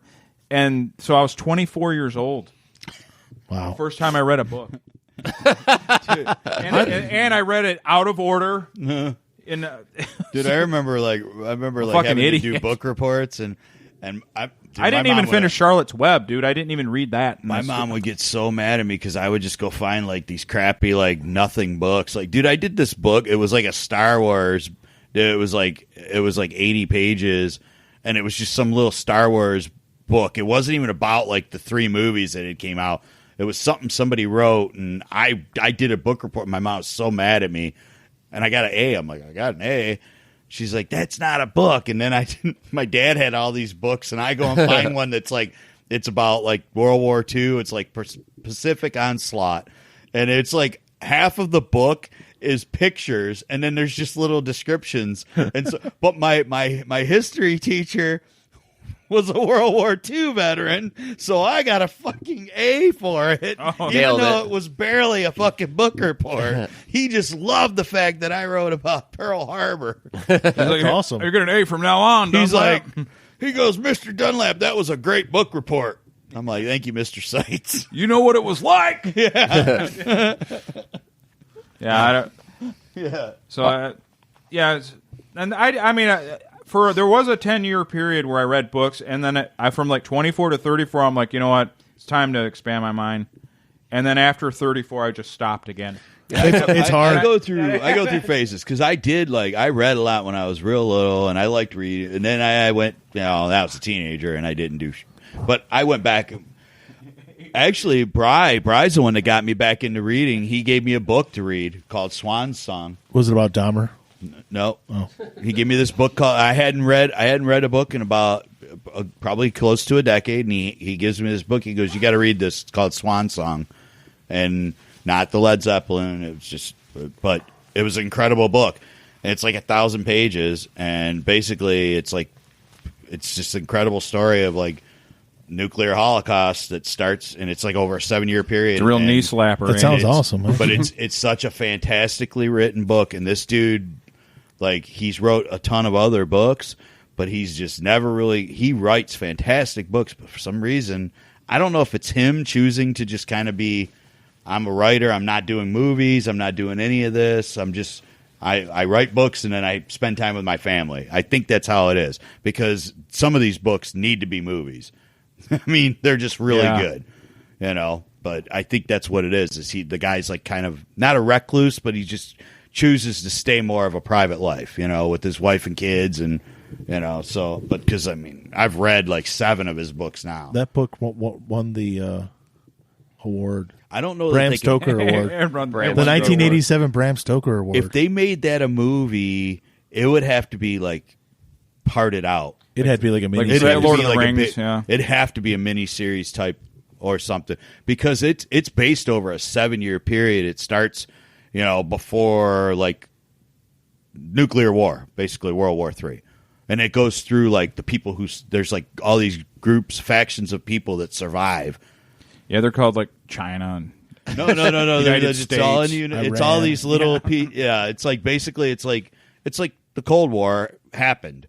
It's like Russia bombed us. The Cold War went hot. Yeah, we bombed them. Like there's people like in Kansas, like out by these like fields, these wheat fields, and all of a sudden these silos come out of the fucking ground, and they're fucking shooting. I mean, and it's very vivid. That sounds like that miniseries from the 80s, The Day After. Was that the one it was? that horrified all, because they let people watch it in school and stuff, and it horrified all these kids. Oh, but like Jason Robards is in it. This goes like, I mean, like this goes way. There's like, it goes way beyond just the nuclear part of it. I mean, it goes on like these people are nuclear. Living, like Swan is basically is a little girl named Suwanda, this little hillbilly girl, but she has the gift of life. Like she can take dirt and like knead it in her hands, and things grow from it. And that's how, like... So she essentially has a god power. Yeah, and so, like, she's in which the I'm whole... hoping is Cena and... She's in the whole story, but she goes through... Yeah, so if you, like... I don't know. I would recommend... anytime anybody asks me to recommend a book, I tell them... And the book's like 30-something years old now. Yeah, 1987. But it's fantastic. See, you were talking about how you read for like 10 years, and then you just, after that, you couldn't. You guys know I used to read a lot. Yeah. I read a lot. I don't have any attention span for it anymore. Like, I can't focus on it long enough to finish a fucking book. Well, it's a lot. It's an investment. It's a time investment. It takes time. It really is. It's the big thing is like it's got to capture you quick early in the book. If it doesn't capture you, then you're not going to finish it. I had a bookshelf here, and when I decided I was going to start reading, I literally had them on for like just feng shui. I had never intended on reading any of them. You're just like, and I was taking them for my mom and Hill, and then I was reading I got into it just I don't care what it was. I read Danielle Steele books even. Oh, yeah, it's like Wanderlust, like chick books. Yeah, I was even reading those. Just anything. You're like, I'm just gonna put some books up here because hey man, well it might get some chicks too. Yeah. So then I ended up reading them, and then after I read all the books on that shelf, I never read again. Right. The things honestly that capture my attention now more book wise aren't fiction. It's biographies. Well, that's just me. Everything I watch is based in real life. Yeah, I don't care about fiction all that much. I mean, I still watch Stranger fiction. Things is my only fiction that I've recently consumed.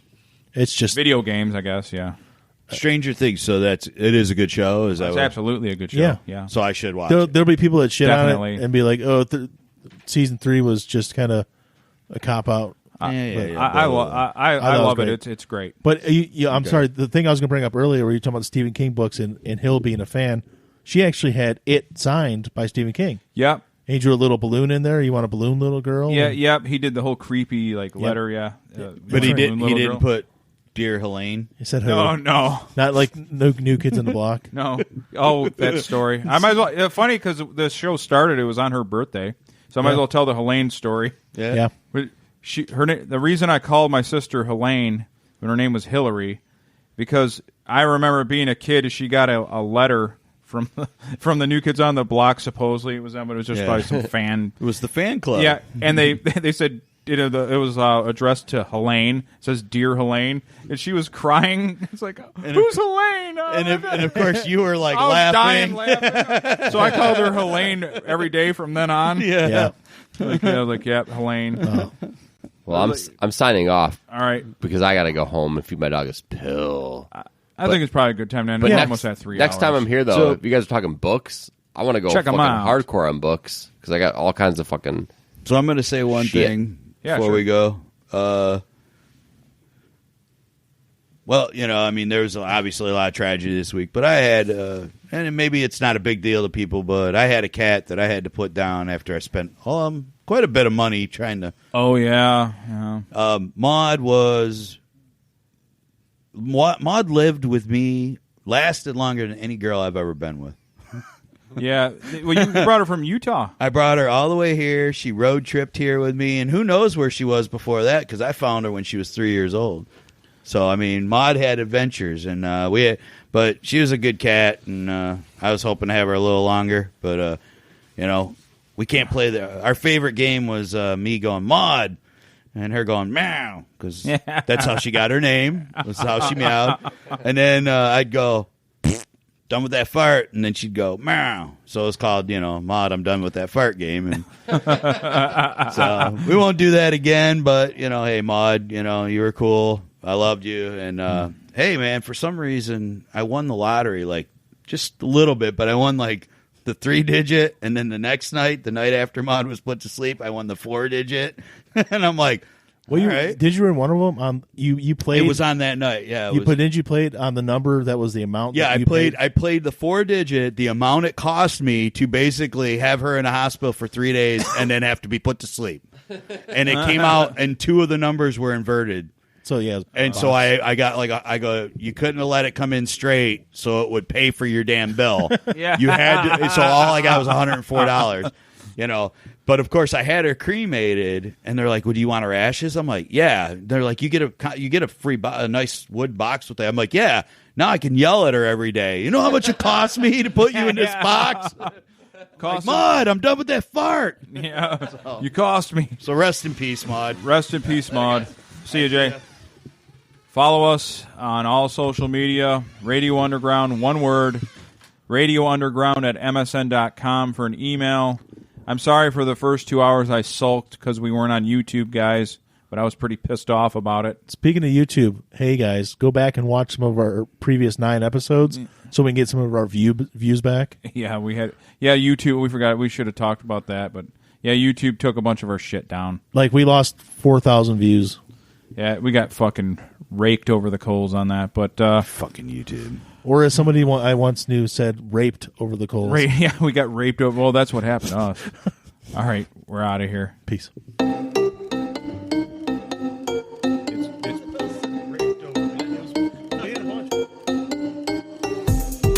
Recorded in the pits of Detroit, Michigan. Your ass is listening to Radio Underground.